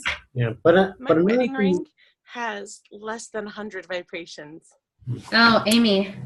Okay. Now, so funny story with my ring. My real wedding ring, my 3-year-old son years ago flushed down the toilet. So I got this at just an antique shop, and I don't think she said it was real silver, but it's all like coppery and green now, so I don't think it was. Yeah. And it's a moonstone, and I just got it because it was pretty, and I wanted a ring. That's why my ring is so tight. I just don't ever take it off anymore. I'm so afraid. Yeah. I'm so afraid of it, like going down the sink or getting lost. Like Paul used to take his off every time he would do dishes. My original ring, it just was not a good ring. It looked great, but it just there was something wrong with it, and it fell apart. And so I ended up getting another really cheap ring that. Yeah, he got like a $10 ring that works a whole lot better than the $400 ring that we bought him originally. Mine was $10. And if I ever get a real, I want to get a replica because mine was beautiful. Yeah. But I would just get cubic zirconia because I don't need diamonds. They're beautiful, but I don't need them, especially when I have kids who flush them down the toilet. They're not pretty, Mom, is what we had talked about getting like a colored stone. And but then we found this, and I was like, nope, I'm getting that. I don't care. We're not doing any of the other ones that I picked out. We have to have this one. Mine's unlimited, but my mother's was a ruby. Your mother's was a ruby. It wasn't a diamond? Well, it had some diamonds around the outside of the ruby, but the main part was a ruby. It was real pretty. Oh, the one that I had that was a replica of hers? No, that was her wedding ring. I mean, that was her later wedding ring, but the other one, my sister took. Oh, she had two. I did not know that. Yes. But you got the one that was considered the genuine ring, but the other one was gorgeous, but my sister took that, so I don't have that. Oh, wow. That's cool. Hey, we learn something new every day, huh? Yeah. Okay. Anybody else, would you like for us to help you with that? Yeah. Anybody else have their ring with like really low vibrations? And this is definitely not something we have in the program. So this is going to be one of those you just kind of got to learn through experience or learn through these classes. Okay. So if nobody else has one that is really low, whether we're dealing with a ring or a stone in your home, which I think the wedding rings are pretty much an important one that we should do. Yeah.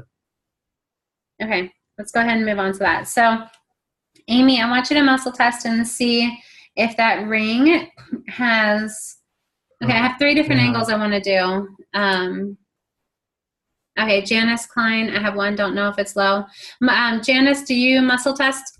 Is that Yeah, I do. Actually, my original wedding ring had rubies and diamonds because my birthstone, and it got either stolen or lost. I'm not sure what happened to it, but I was really sad for a long time and didn't want to replace it because I was afraid of it, something happening to it. But anyway, finally we got a replacement for it, and I don't know if it's low, but I don't ever wear it because I'm afraid of something happening to it.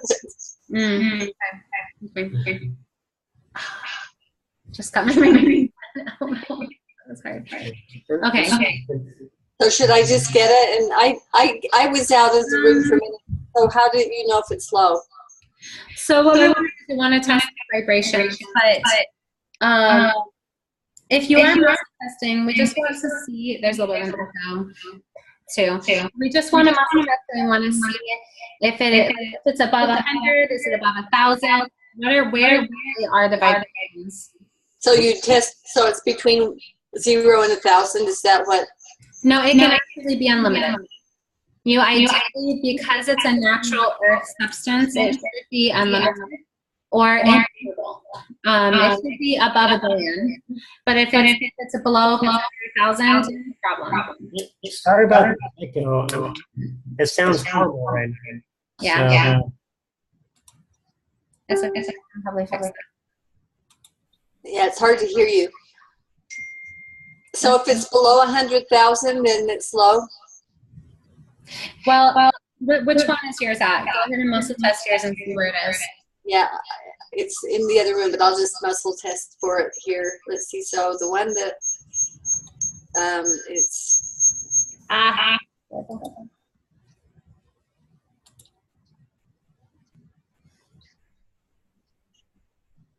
actually it's testing high to me. Okay, good. So that's not a problem. If you're getting a high number, then you're good to go. I mean, if it's over too. I get an echo when you're talking. I know. I'll have Dennis in a moment. I just want to make sure that we Okay, Jan.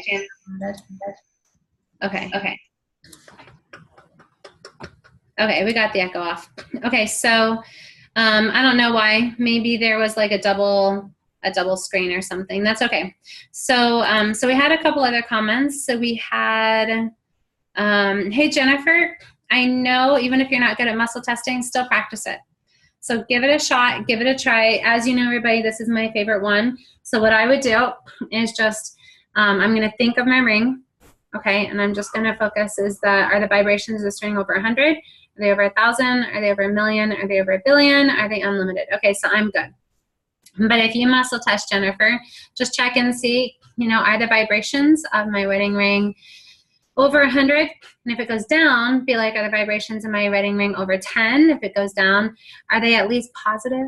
Are they in the positives? Oh, thank heavens. Okay. Then it's probably somewhere between 1 and 10. You can go at 1, 2, 3, 4, 5, 6, 7, 8. And if it goes down, then that it's probably 7. So you can keep it kind of simple. Okay.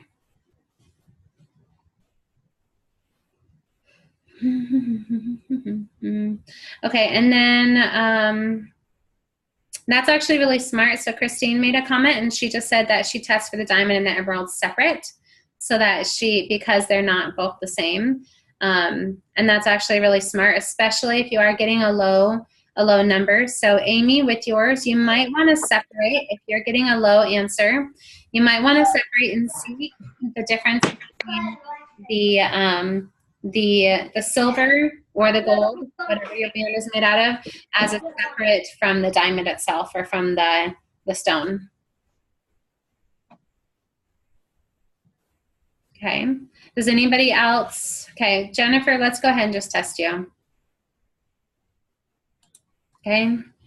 So Jennifer, are you wearing your ring right now? Sure. I don't know if I really need to see it. She just wanted to know if you would like to see it. I probably don't really need to see it, but we absolutely could. If you would like to pull that up, we could put your screen on and we could take a look at that.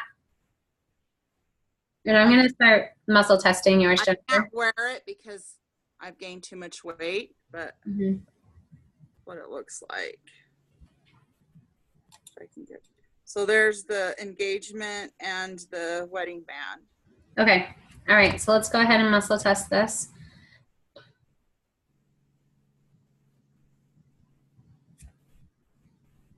I'm testing there about 3 million. I don't know if anybody else is testing or not. And if you guys got a different answer, I'm always curious if anybody does get a different answer, why the answer might be different. But I'm getting, I'm getting about 3 million, which is decent. That's still definitely high. Yeah, it was very good. I would not be too terribly concerned about that. I'm sure that there's definitely something that is influencing it. Okay, and then Amy did break hers down, and she found that the moonstone was 531, but the silver is down to vibration of 4. So both are kind of low, being in the, in the hundreds or below that. Okay, Brianna, you got it at 7.7. Oh, that's interesting. You got 7.7 million. I got 3 million. Those are all holy numbers. The 7s and the 3s are holy numbers. So thank you, Brianna, for testing that, because that tells me something different for Jennifer's, that maybe there's something really special, that's a really positive thing. So there might be some sacred protection around Jennifer's ring. So that's really cool. You might just get it resized if you can, because that's wonderful. Okay. So thank you so much, Brianna, for testing that, because I think that probably helped Jennifer a lot, hearing that we had, those holy numbers. Oh, I understand, Jennifer. Okay, so what is the cutoff for a good vibration versus a bad vibration is what Kristen just asked. Well, as long as it's not negative. Negative would be a very, very bad vibration. But for something like a natural stone, you would probably want it to be like several thousand at least. Yeah, I think me personally, I would say millions or billions or unlimited is good. That's a good rating. If you have like 10,000, that's not bad. That tells me there's probably something that needs to be cleaned up, some corruption, something, maybe a negative cord or rebellious spirit. But if you're down to like a 4 or a 0 or a negative, that's where I say, oh, we've got some work to do. In the hundreds, definitely you need to work on that. But thousands, okay, but it's still telling us it's not. Yeah, it's telling us it's still not at its potential. Because like I said, remember that stone and that gold is a natural substance of the earth. It should be as high as the energy of the earth. Okay? Mine in my water bottle is unlimited. Yes, and see, ideally, like the earth and the stones should be as high as unlimited or innumerable. So being up in the millions and the billions is still really good. I personally think anything below $1 million is still getting a little bit too low, because it should be, it should be connected to God's energy, which means that there should not be any number really below that $1 million. All right. So my personal opinion. So what do we do now? Yeah. Let's get on with this. And then Kristen asked about food, and she wanted to know like the frequency of the earth. Well, the frequency of the earth, that's kind of a little complicated. The earth is going through some translation processes. The earth is going through some shifts and changes, and the earth has had a lot of corruption done to her. But if we're not talking about the spirit of the earth and we're just talking about like the soil and the trees and the stones and everything in the earth, it should be like unlimited millions or billions. Yeah. It really shouldn't be much lower than that. So, which means if you just grew a tomato out of your backyard, no pesticides, no yuck, and I guess it all depends on the seed, if the seed was corrupted or not. As long as you had a good seed, I guess, muscle test the seed, make sure the seed was good. Like that tomato, the vibration should be like really, really high. Like, and let me just kind of go ahead and test. I've got some mustard leaves in the garden, some cilantro. The cucumber and the zucchini aren't really doing anything in either of the tomatoes yet, but we have a bunch of lettuce, so we can eat salad all day long. Okay, so what are the vibrations? Okay, so the vibrations of my mustard seed are in the billions. So even if like we just got the seed from Walmart and just, buying a package of seeds from there, still going into the soil are the mustard leaves itself, their vibrations are still in the billions. So anything that comes out of the earth, so let me just kind of test a stone. We have some stones in the backyard, not ones that we bought, stones that are just naturally occurring. They're not always pretty. They're kind of rough on the edges. So I'm thinking of one in particular. And the vibrations are unlimited. But what about weeds? Yeah. Mine grow very well. The weeds, I know.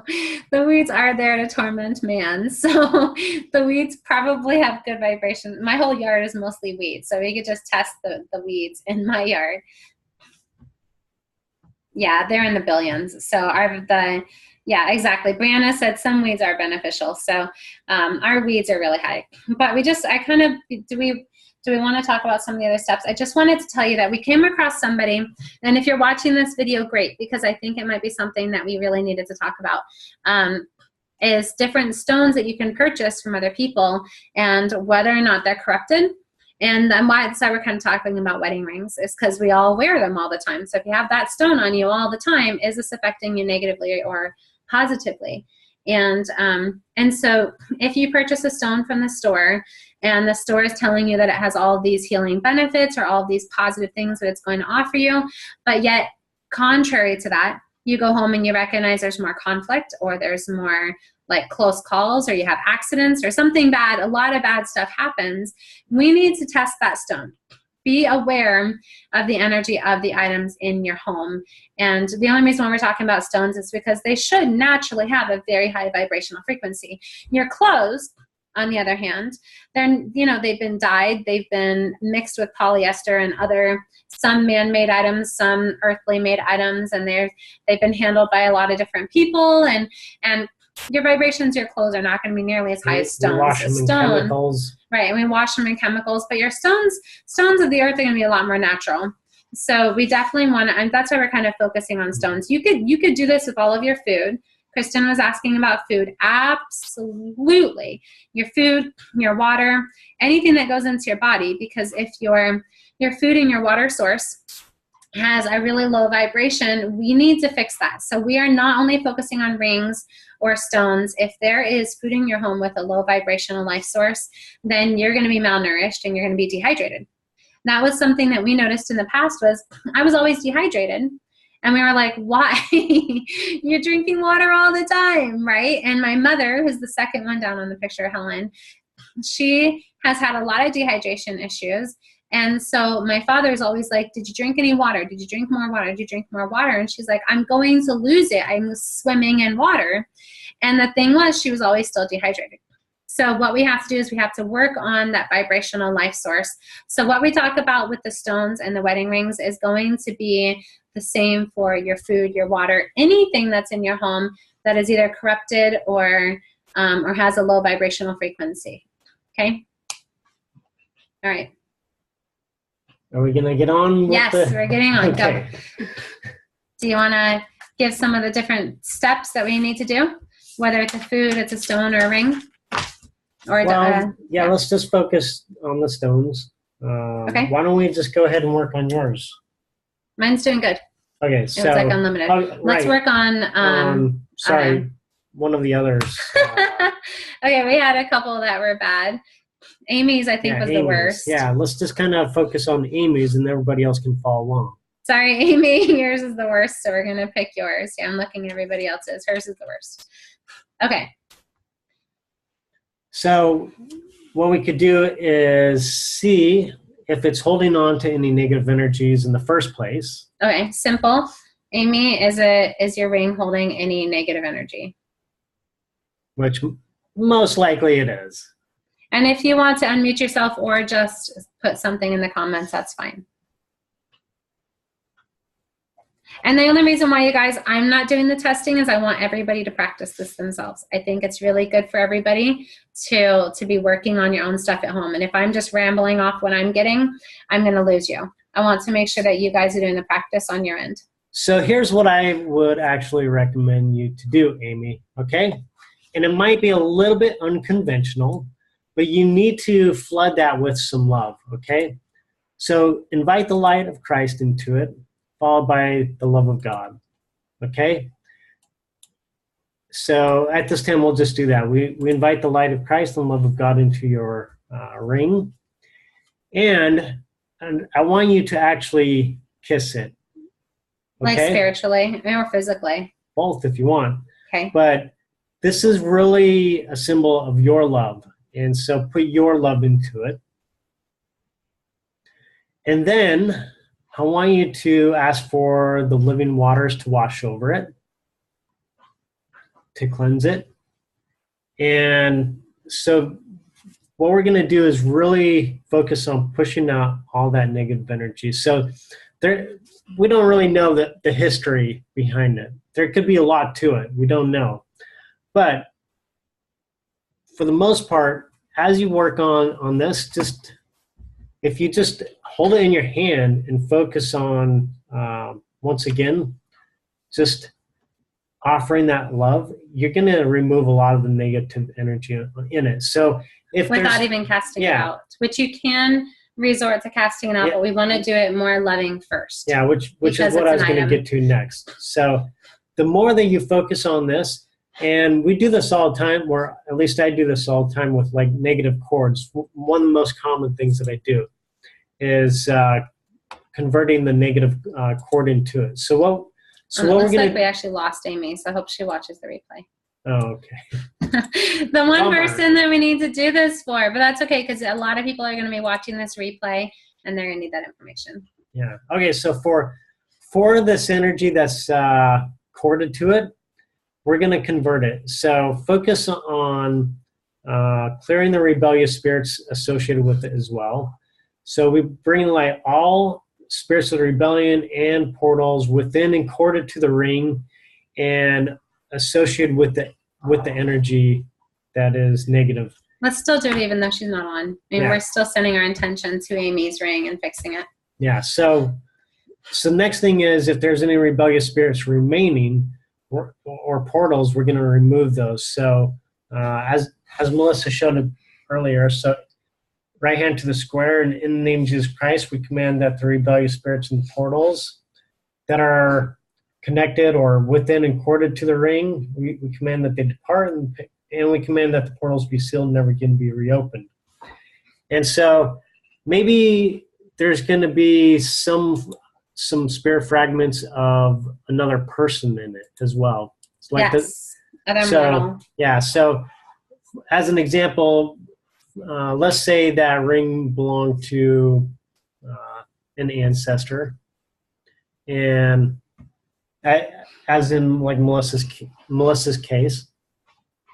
And so maybe that person had put a fragment of their spirit into it.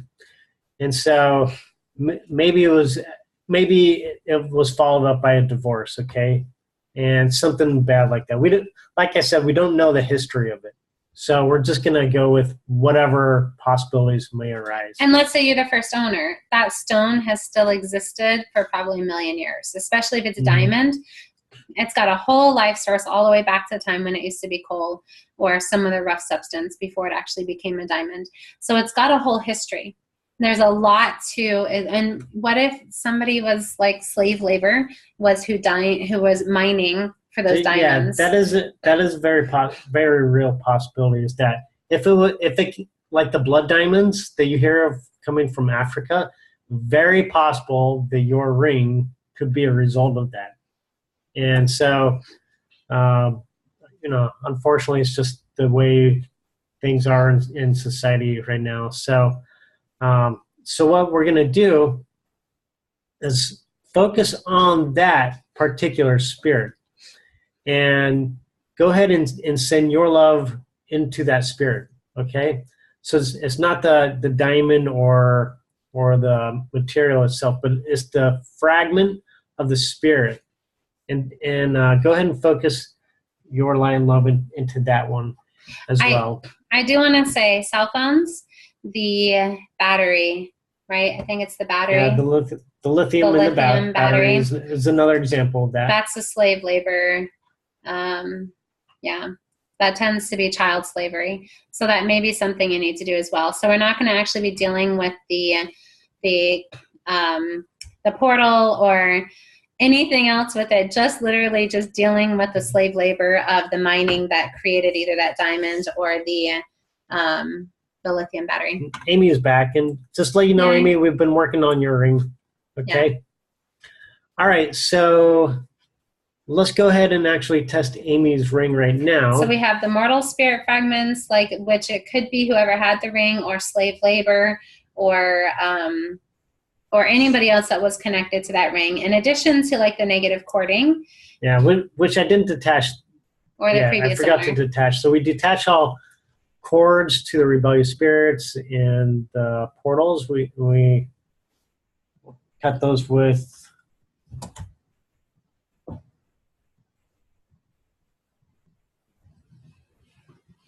Melissa's going to find the most appropriate sword.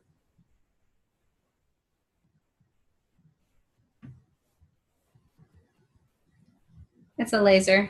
Yeah. Cut them with the laser. We remove the cording. Yeah, it is sad. Okay, and then we want to seal the portals. In the name of Jesus Christ, we seal all portals. Yeah. And never again to be reopened. I know we're kind of doing this in a choppy way just because we don't have it written down in a step-by-step for you. Mm-hmm. But I think this is actually kind of a good way to do it, is to say, okay, we have all of these different things that we need to work on, all of these different possibilities that are influencing this ring or influencing this food or influencing such and such. What all needs to be done? It's not necessarily all of this needs to be done. It's what exactly here needs to be addressed, okay? There could also be some self-destructive tools in it that you need to remove, or some invite the light of Christ into it. Yeah, or some mind subconscious suggestions. Which was one of the ones that we did at the very beginning. Mm-hmm. Okay, right. So you can check. Yeah, you can absolutely check for tools. But those tools and those suggestions can be removed with your intentions as well, as you're focusing on that light and love. Because it's an item, it's a little bit easier. You can clear that relatively easily. It's kind of the shortcuts, because you're not going to be able to create any spiritual wounds for you, and the item itself doesn't hold on to the energy the same way that you do. Yeah. So let's test Amy's ring right now. Well, one other thing I want to do that we didn't actually do is I would want to say, hey, in the name of Jesus Christ, I command all dark energy to depart from Amy's ring immediately, never to return, and we detach the cords, cut the cords, laser, release, remove the cords. So casting out any dark energy. And that means we don't actually, I'm not testing for contracts or what exactly type of dark energy it is. It could actually be a part of a revenge and death energy, and you may need to actually go into it further. But at the beginning of each of those energies, we will detach from certain items as well. Yeah, so you can use a really short command. This is a lot. This is a lot of little things that we need to do for just items in our home. But I have to say, it's worth it. It is absolutely worth it. When it comes to just the food that we were kind of talking about a little bit ago, for the most part, we just want to bring together all of the spirit fragments of that rebellious spirit, so that it's one, and then cast out those spirit fragments, cast out that rebellious spirit, and then kind of go back to inviting that love and light of God into it, reminded of its original purpose. And if you need, do some cleansing, cleansing waters. And for the most part, that's all we really ever need to do for our food and water. We usually don't have to go any further. Now, it's just when it's like a stone or something that's going to be in your house for long periods of time, it tends to hold energy different than like the food items. I don't know why, but I haven't had as much trouble with food as I have had with like stones. Okay. All right. So yeah, as she was saying, we invite, we remind for Amy Stone, I'm thinking of, and her ring, we remind her ring Of its original creation. of its original creation purpose in which God had created it. And what this does is it brings back the intelligence of like the design of it. And so it's like, oh, hey, I remember now. I can get back to the way that God created. Right. Even if it was gold plated and if it was silver, it's still like, you know, maybe the spray wasn't real, or maybe it was a real gold spray, like whatever they did to kind of save time and money, that there's going to still be an intelligence that we can connect to no matter what type of ring it is. You know, the more natural it is, the more it is like an actual stone from the earth, the easier it is going to kind of be to decipher between each thing. Okay, so we want to check for corruption. Okay, so let's go ahead and do some, and I do want to tell you guys that if you do like buying stones, if you do like having stones around your home, Annalisa Hale is one of the ones on our Facebook, the Spirit Code Facebook page, who's also in our group, and she makes jewelry out of stones, and she always makes sure that any stone that she uses is already free of corruption. So she's working on getting us a link for her shop, so that we can take a look at some of the jewelry and some of the stones that she has. But just be very careful where you purchase to make sure that if you are going to be buying an item, that, like, the first thing that I do is I want to muscle test, because if those vibrations are high, then I'm good. But if those vibrations are low, you can either go through all the trouble to clean it or just let it go. You know, don't hold on to it. If it's in the negatives, like what we're going to do right now, we've got corruption and possible satanic ritual abuse on the stone. And that's where this is where it starts to get kind of tricky. Yeah, there could be a if you have those negatives. whole slew of things that could possibly happen. But for the most part, that's going to be hopefully rather rare. Right. So in the advanced section, we do have the priestcraft/witchcraft, which is also the satanic ritual abuse. And we're not professionals on that one. We've studied it a lot. We've done a lot of work on it. And we have a few other people that we partner up with that. And so we try to make sure that everything is addressed, but there's always multi-layers of different possibilities. But when it comes to the item, what we have done, and one of you guys did message us not too long ago about something like this. Go through that chart if you're in the advanced section, or if you have our manuals. It's in the manuals in the second manual, where you're going through and just test to see which step you need to do.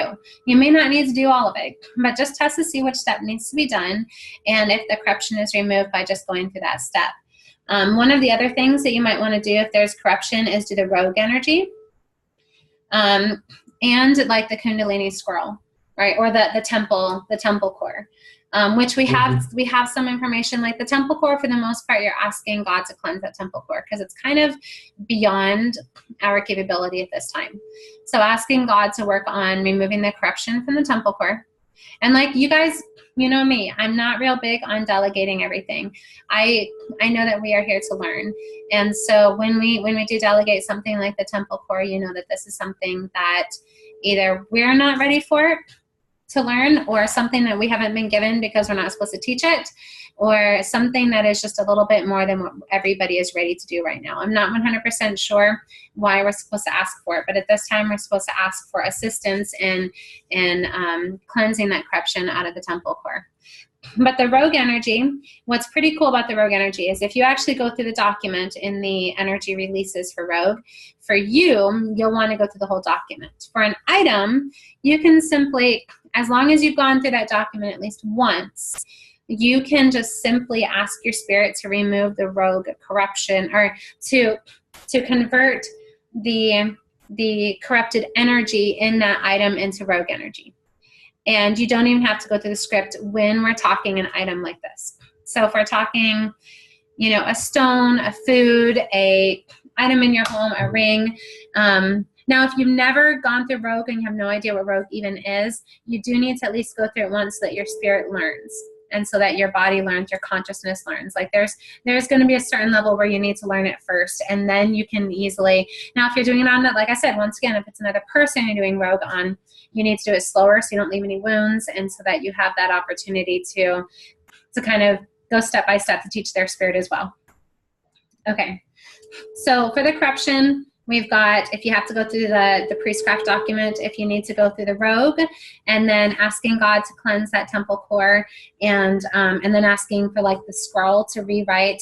And where do we have the scroll? Is that in the armor of God, where we talk about the scroll? It's in the Rogue energy. It's in the Rogue energy, okay. Where you're using that scroll to make sure that God's name is on that scroll, so that it's that whole Satan being like, this is my world thing.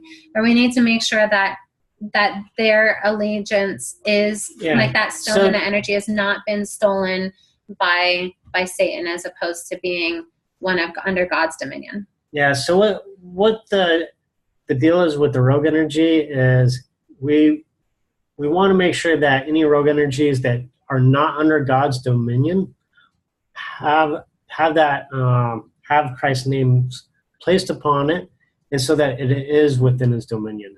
Okay. Mm-hmm. I know that's kind of and it's kind of converting that energy as well. But yeah, so that energy is not going to respond to the commands until it has Christ's name upon it. Well, it still will, but it's we need to remove Satan's name from it. Yeah. So that's what the Rogue energy we're working on, and the scroll that we're working on, making sure that stone is under God's dominion. Okay. So that's why we have to work with the scroll, is that so we gotta, so the energy goes through the scroll, and then it sends out throughout the remaining of the stone or whatever it is. Okay. Anyway. So, what we're going to do is for Amy, we're just going to, because I know how to do this and my spirit is fully aware of it, I'm going to communicate with the stones that Amy has, where I invite the corrupted energy within Amy's stones or within Amy's ring to convert into Rogue energy.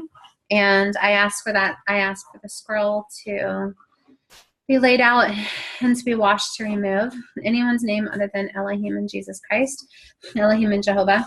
And so I invite the living waters and everything to cleanse, living waters and the light of Christ to cleanse this stone. And something else that came into my mind, I need to make sure that I didn't miss that. Because we already cast out all the dark energy, doing the scroll.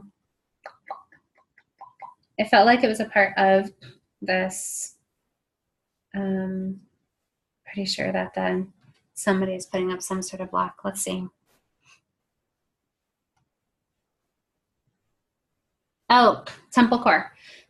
Okay, so we ask for the angels to assist in cleansing the corruption off the temple core of each of the living energies that are within Amy's stone at this time as well. Okay, so then we invite the stones, this ring, to connect with God's energy, and there's a possibility that we also need to deal with like the chakras of the item. So are there any chakras in that stone? Are there any chakras in that item that need to connect with God's chakras? I'm writing this down just in case you want to actually make these notes here. Okay, so Amy, I just want to see if we've been focusing on your ring enough to actually do all of this. If you are still watching, Amy, would you go ahead and muscle test your ring and see what the vibrations are right now?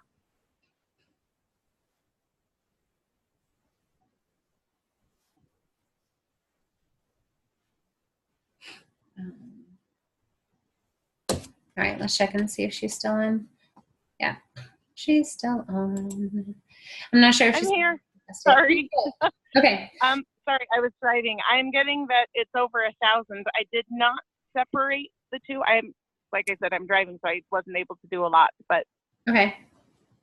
Was not able to separate the two to do it. But I got over 1,000 so far. Okay. Check and see if it's over 1 million.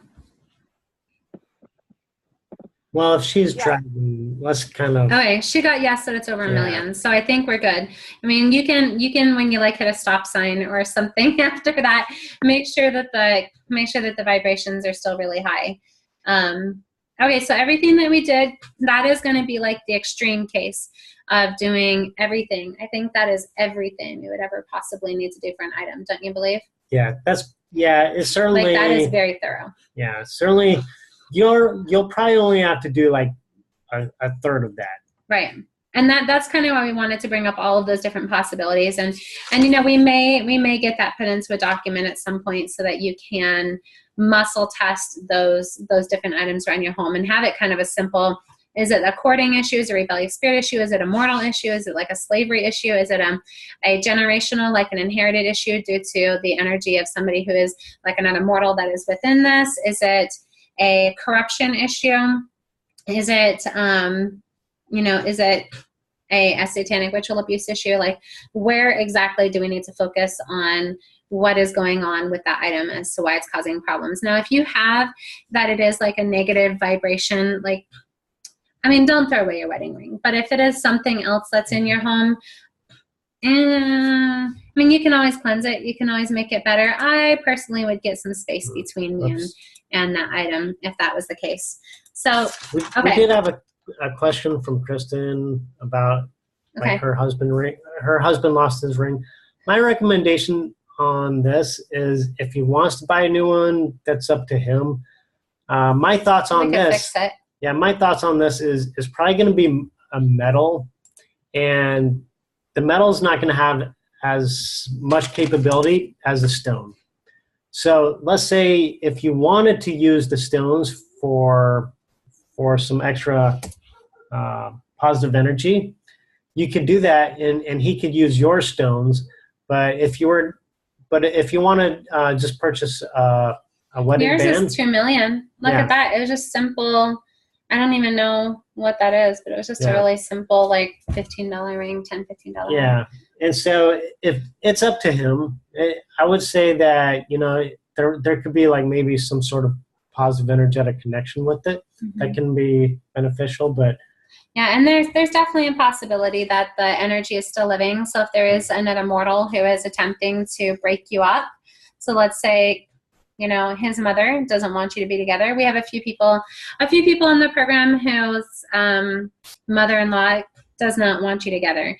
And so there's a possibility that there could be some corruption in the ring due to that because it's still active. So when it's still active with that other person, that's where you want to flex those Merkabas. Make sure nobody is able to interfere with that. So you and your spouse, you're going to have like an eternal special type of shield that you got when you got married. Okay. And that shield is going to be like a marital covenant shield. Okay. So now it can become corrupted very easily. And that is actually something I'm working on. I'm always working on something. Working on those corrupted shields that could be interfering in a relationship. So this ring is going to be a part of that marital covenant, and it will be under that same protection. If there is corruption in the shield, we need to deal with the corruption of the shield before we deal with the corruption of the ring. And if you ever get like that, oh, I'm suffocating, I'm like claustrophobic, get this ring off. If that happens, we're dealing with you, maybe not the ring.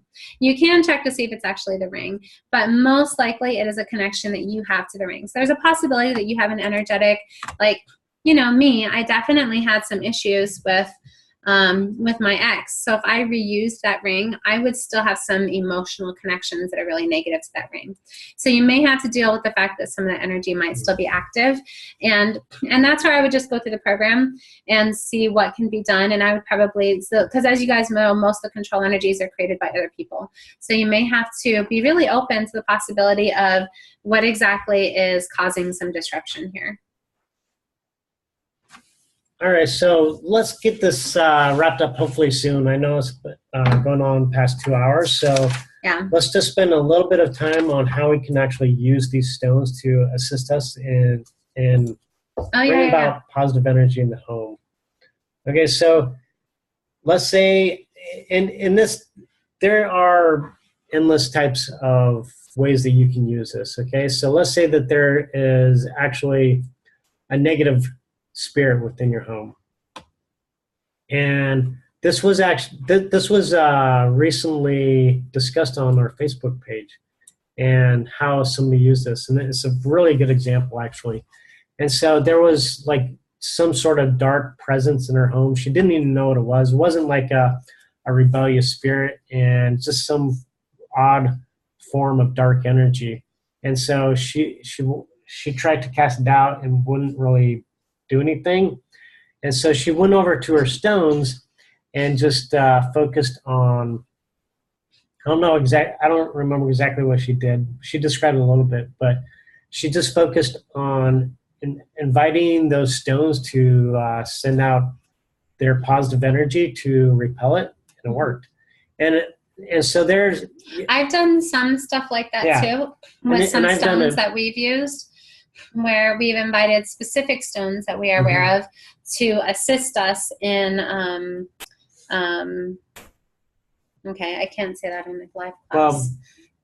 It's helped us to remove anti-gods. Yeah, or to seal certain portals or dimensions. Let's just say that. When I do that, a lot of times I'll work on focusing on some stones and invite that energy of the stone to clear out like the self-destructive tools and mind subconscious suggestions.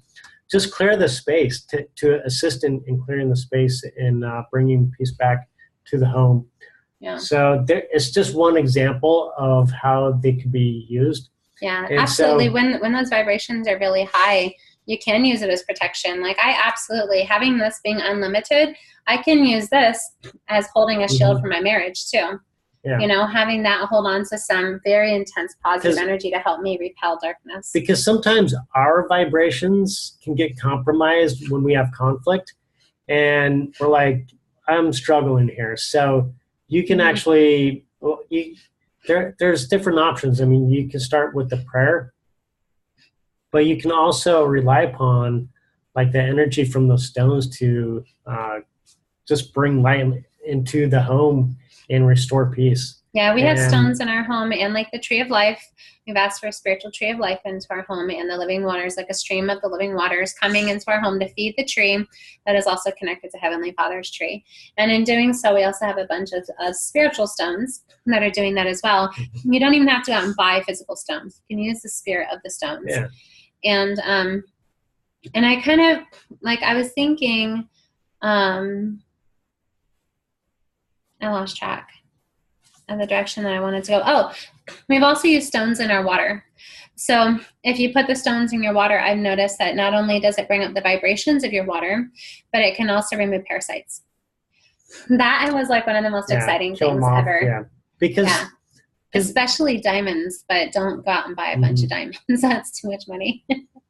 And specific types of quartz, I think it is. But yeah, when you have like such a high vibration of energy, and something like a bacteria, virus, or parasite just can't deal with it. It'll kill them off. Yeah. And so it's pretty cool. Yeah, I was really impressed. So what we've done with our water and our food sources is, first of all, number one, don't fight in the kitchen. Never, ever, ever fight in the kitchen. Don't fight in the bedroom either, because that's going to mess up your sleep cycle. So don't fight in the kitchen.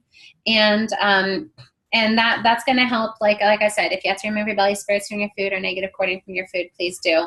But definitely don't fight in the kitchen. So with our water, we tried just testing tap water, and the vibrations were really, really, really low, like 20, 30, 10, 17. That was yuck. And so we put it in our water filter, and it brought it up.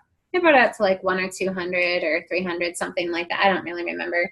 And then we started playing church hymns in the kitchen around our food and our water, and I started bringing up the vibrations more and more. What I noticed was I didn't need as much food in my belly to feel satisfied, because I was receiving the nutrients that I needed. And same with water. I wasn't as dehydrated. All the time I used to be dehydrated, but then my dehydration levels stopped being an issue. But we still had parasites in our water, and parasites are everywhere. So sorry, Kristen just made a comment about her toddler throwing tantrums and kids throwing fits in the kitchen. Like, how do you handle that? So hold on, I'll get to all the questions in a moment. So we found some stones, and that was one of the questions: what kind of stones are in your water? Now, I had a friend, and this is what kind of even opened us up to this. She went to this event where they were selling diamonds and other types of stones to filter your water. And they did it in such a way that, like, in the water bottle, the bottom portion was separate from the water, and all the stones were down there. That way you don't swallow the stones, and that way it doesn't make, like, you know how rocks get all slimy when they've been in water for too long, right? So they had them separated, and then like they're selling the water bottles, and it was a lot of money. And then they also had a water filtration system that they put onto their house with these diamonds, and same with like a water filter. She came back and she told me how much money she spent on this. And it was like $15,000, I think. Yeah, they weren't diamonds, but I think it was no, she got the diamonds. Crystal. No, she showed us the flyer, and there was like 20 different types of stones that you could choose from, and they all had a different price. She chose the diamonds. Yeah, hers were the diamonds. You think they were crystals? Yeah. Not diamonds? Well, definitely the big one that she They were had. definitely clear. Oh, the big one was crystals and not diamonds. Yeah. Just dawned on me. It was rather large. I know the water bottle was diamonds, but maybe the big one was the crystal, right? Mhm. Okay. Anyhow, and so here's what we did. I wanted to know how legit this was. I'm like, seriously, you just spent like $15,000 on this? Okay, let's see. Let's see if it's better than what we've done by just playing hymns into our water and putting our water through a regular filter, right? And so our water here with just hymns and just in the filter, it raised to like 700, I think. But Well, now it increases over time. it increases over time. It gets up to about 1,000. Which ideally, you guys, it came out of the ground. It came from the earth. It's a part of the earth. It should be unlimited also. It should be millions and billions. So even 1,000 is kind of low, but it's a whole lot better than the 17 that came out of the tap. So, okay. So what she did was she filled up 3 cups of water. One was from the water bottle, one was from her tap, and one was from the house filtration system that she bought.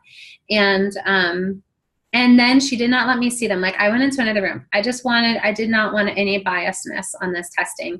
And she was new to me muscle testing things. So she also wanted, and so I was a little nervous. But so she had 3 cups of water sitting out, and she knew which one was which. And so I came over, I tested vibrations, and I tested parasites. And so the first one, the vibrations were like unlimited and no parasites. And I was like, what? You got your water to unlimited with no parasites? Okay. So I'm like getting really excited. So I test the next one, and I was thinking it was higher, but it was still amazing. It was still really, really good. The levels were a little bit different, like versus the crystal versus the diamond. But anyhow, the levels were a little bit different, but they were still great. Really, really amazing. And then the other one I tested, and the vibrations were like 30 with like so many parasites, just so many parasites. And I was like, that's the tap water. Right. And so I'm kind of like going through it, and I'm doing my testing. I'm like, interesting. Interesting. I'm not telling her what I'm doing. Interesting. I'm like, that's the tap water. And she goes, oh my gosh, you're right. And she's like, tell me how you knew. And I said, because there's like thousands and thousands of parasites, and the vibration level is like practically nothing. And the other 2 are amazing. And I'm like, but this one's vibrations are the highest. And she goes, that was the diamonds. I think the diamonds are the highest. And then I was like, this one still is really, really high. And she's like, that one was the other filtration system. And she's like, that is so exciting. So what we did was we came home, and we just had some stones that we did not buy, just some stones that we had picked up, right, taking walks and being out and about, that we had tested the vibrations were really, really, really high, like millions or billions. So what we did was we washed them, cleansed them up really good, and then we prayed over them. Okay, so you could have a priesthood blessing or pray over them, which I highly recommend. If you've never had a priesthood blessing on your ring, do it. Good idea. So we prayed over them, and then we plopped them in our water filter. And guess what happened? The vibrations went up to like 1 million of the water. The water vibrations went up to like 1 million, and the parasites were gone.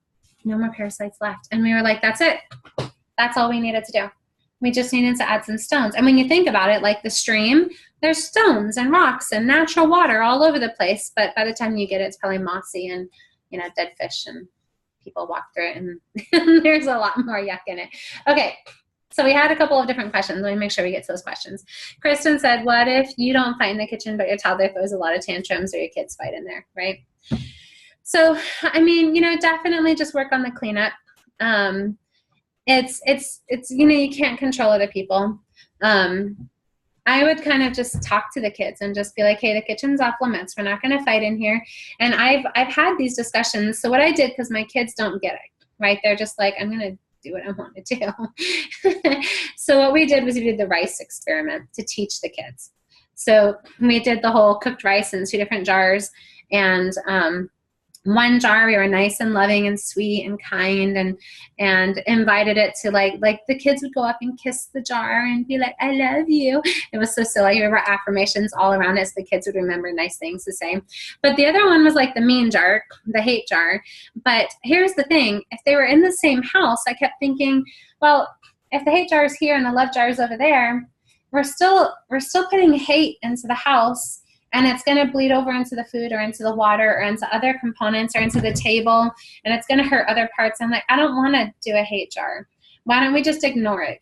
So we went and put it in a closet and shut the door, and it's just in a dark, cold spot that we never paid attention to. And so we just called it the ignoring. We just ignored it. And every now and then, when my youngest was angry, he would get the jar and he'd be like, I hate you. And he would say mean things to the jar. And I'm like, okay, let's put it away. I don't want the negativity in the house right now. And so what we did was, at the end of like that 4, 6, 8 weeks, however long it was that we did it, there was no mold growing on either of the jars. And I was a little nervous about that, because I thought, wait a minute, if this is natural out of the earth, shouldn't there be mold growing on this? If neither of them have been refrigerated and they both are moist and damp, like, shouldn't that be nasty? Shouldn't they both have some sort of nastiness growing on them?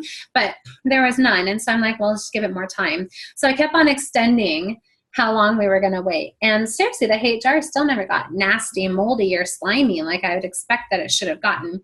So finally, I just gave up, and we were muscle testing vibrations as we went. And the love jar had great vibrations. I mean, granted, it wasn't unlimited like it could be, but the vibrations kept going up, which I thought was exciting, that here the food was sitting around longer, but the vibrations were going up. And the vibrations of the hate jar were pretty low. They were like, neglectful, low. They were like water, tap water low, okay? That's sad to say. They were tap water low. And so at the end of that time period, what I did was we opened up both jars, and because there was nothing actually visibly growing on it, I took off all the tags, and we opened it up, and the love jar smelled like I could eat it. It looked fine. It wasn't sticky. There was nothing nasty at all. Like, it smelled like fresh rice. And I was blown away, right? And then we opened up the hate jar, and it knocked me like, oh, it smelled so bad. Oh my gosh, it was disgusting. And I'm going, okay, it wasn't growing mold, but vomit worthy. That was really bad. So that taught my kids something. So maybe that's something that we can do if your kids or your toddlers or kids are fighting, is to just teach them that the stuff that's in the kitchen is going to keep you alive. That food and that water is there to keep you alive. And if we are angry in the presence of that food and water is not going to be able to take care of you and nourish your body the way that you need it to. And so that was just kind of a good lesson to teach the children, because you can't control other people. If an argument starts in the kitchen, I kind of just walk them into another room.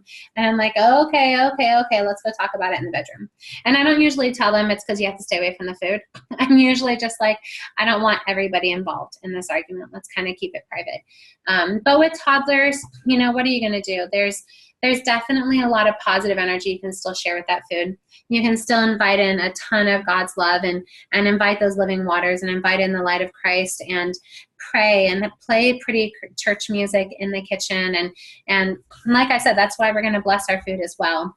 So, do what you can. It's not going to be perfect. Okay, so we did talk. Oh, Brianna said some stones are too toxic for water. Do some research. That's good to know. Thanks, Brianna. I didn't know that. That's definitely something to kind of be aware of. I had not, it's actually brand new information to me. So if you know more information about that, feel free to share that on our Spirit Code page so other people know that there really are some stones that would be too toxic for the water, which is kind of interesting. It makes me wonder why, because that is really interesting. So I don't know if it leaches something into it. Referring to the precious stones that we would usually put in the water or not, but But if you That's do like the- something you yeah. just find outside. That's the kind of stones that we're probably likely to put in. Yeah. Okay. So, okay, let's come up here. So Amy said that her husband cannot wear rings because he has huge calluses from work and it hurts him. So is there anything else he should do for that energetic marital connection? Well, make sure that your marital covenant shield is not corrupted, and most of them are. And that's something that, like I said, I'm kind of working on writing up that document. That'll help. So there are bands. Have you seen those rubbery bands? They're like silicone or latex or something like that are squishy and rubbery, and they're really great for people like that. But that might help, and then that'll give you still something that can act as that connection, as that promise or that covenant.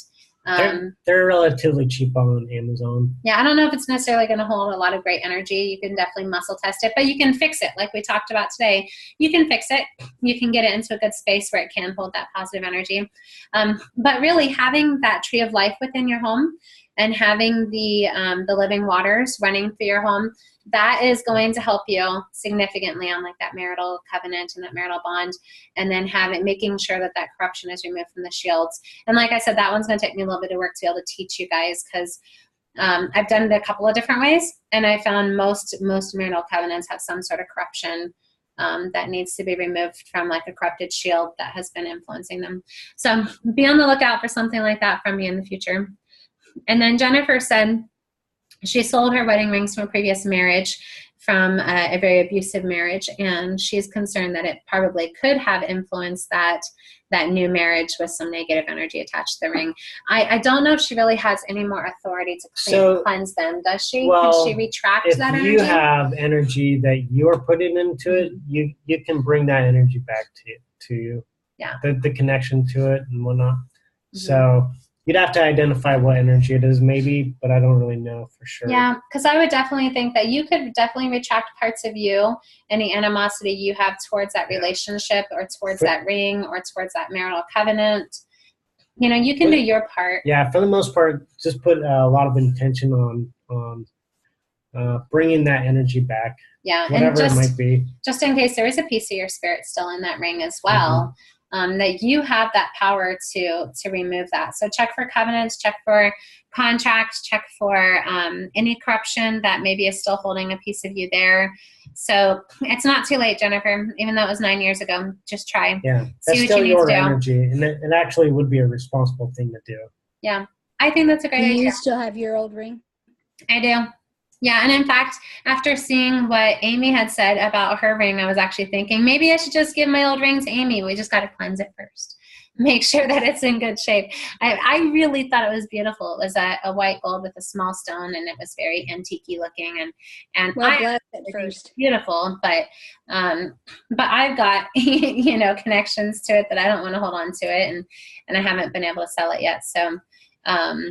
Anyhow, I think that's a really smart idea. So whenever we do have a connection to an item that we have given away, kind of like how we were talking about with like that entanglement of energy, when we have too much stuff that maybe we're trying to get rid of, or we need to clean house, or whatever it is that we need to do, is kind of retracting like those tree branches, that entanglement of energy, bringing like maybe doing a control linker. Maybe you have a control linker to that ring.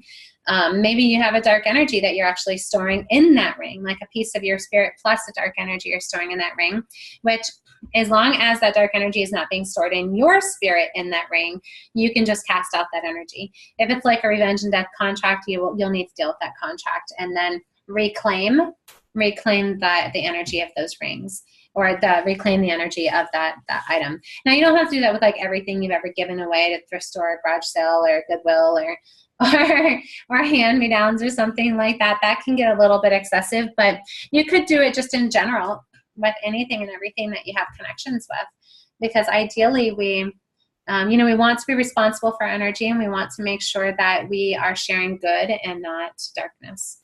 So Brianna did put a connection to a stones thing, so I'm going to copy it and hopefully not end up losing that, so that I can put that up on the site so that we can kind of check for some toxic stones.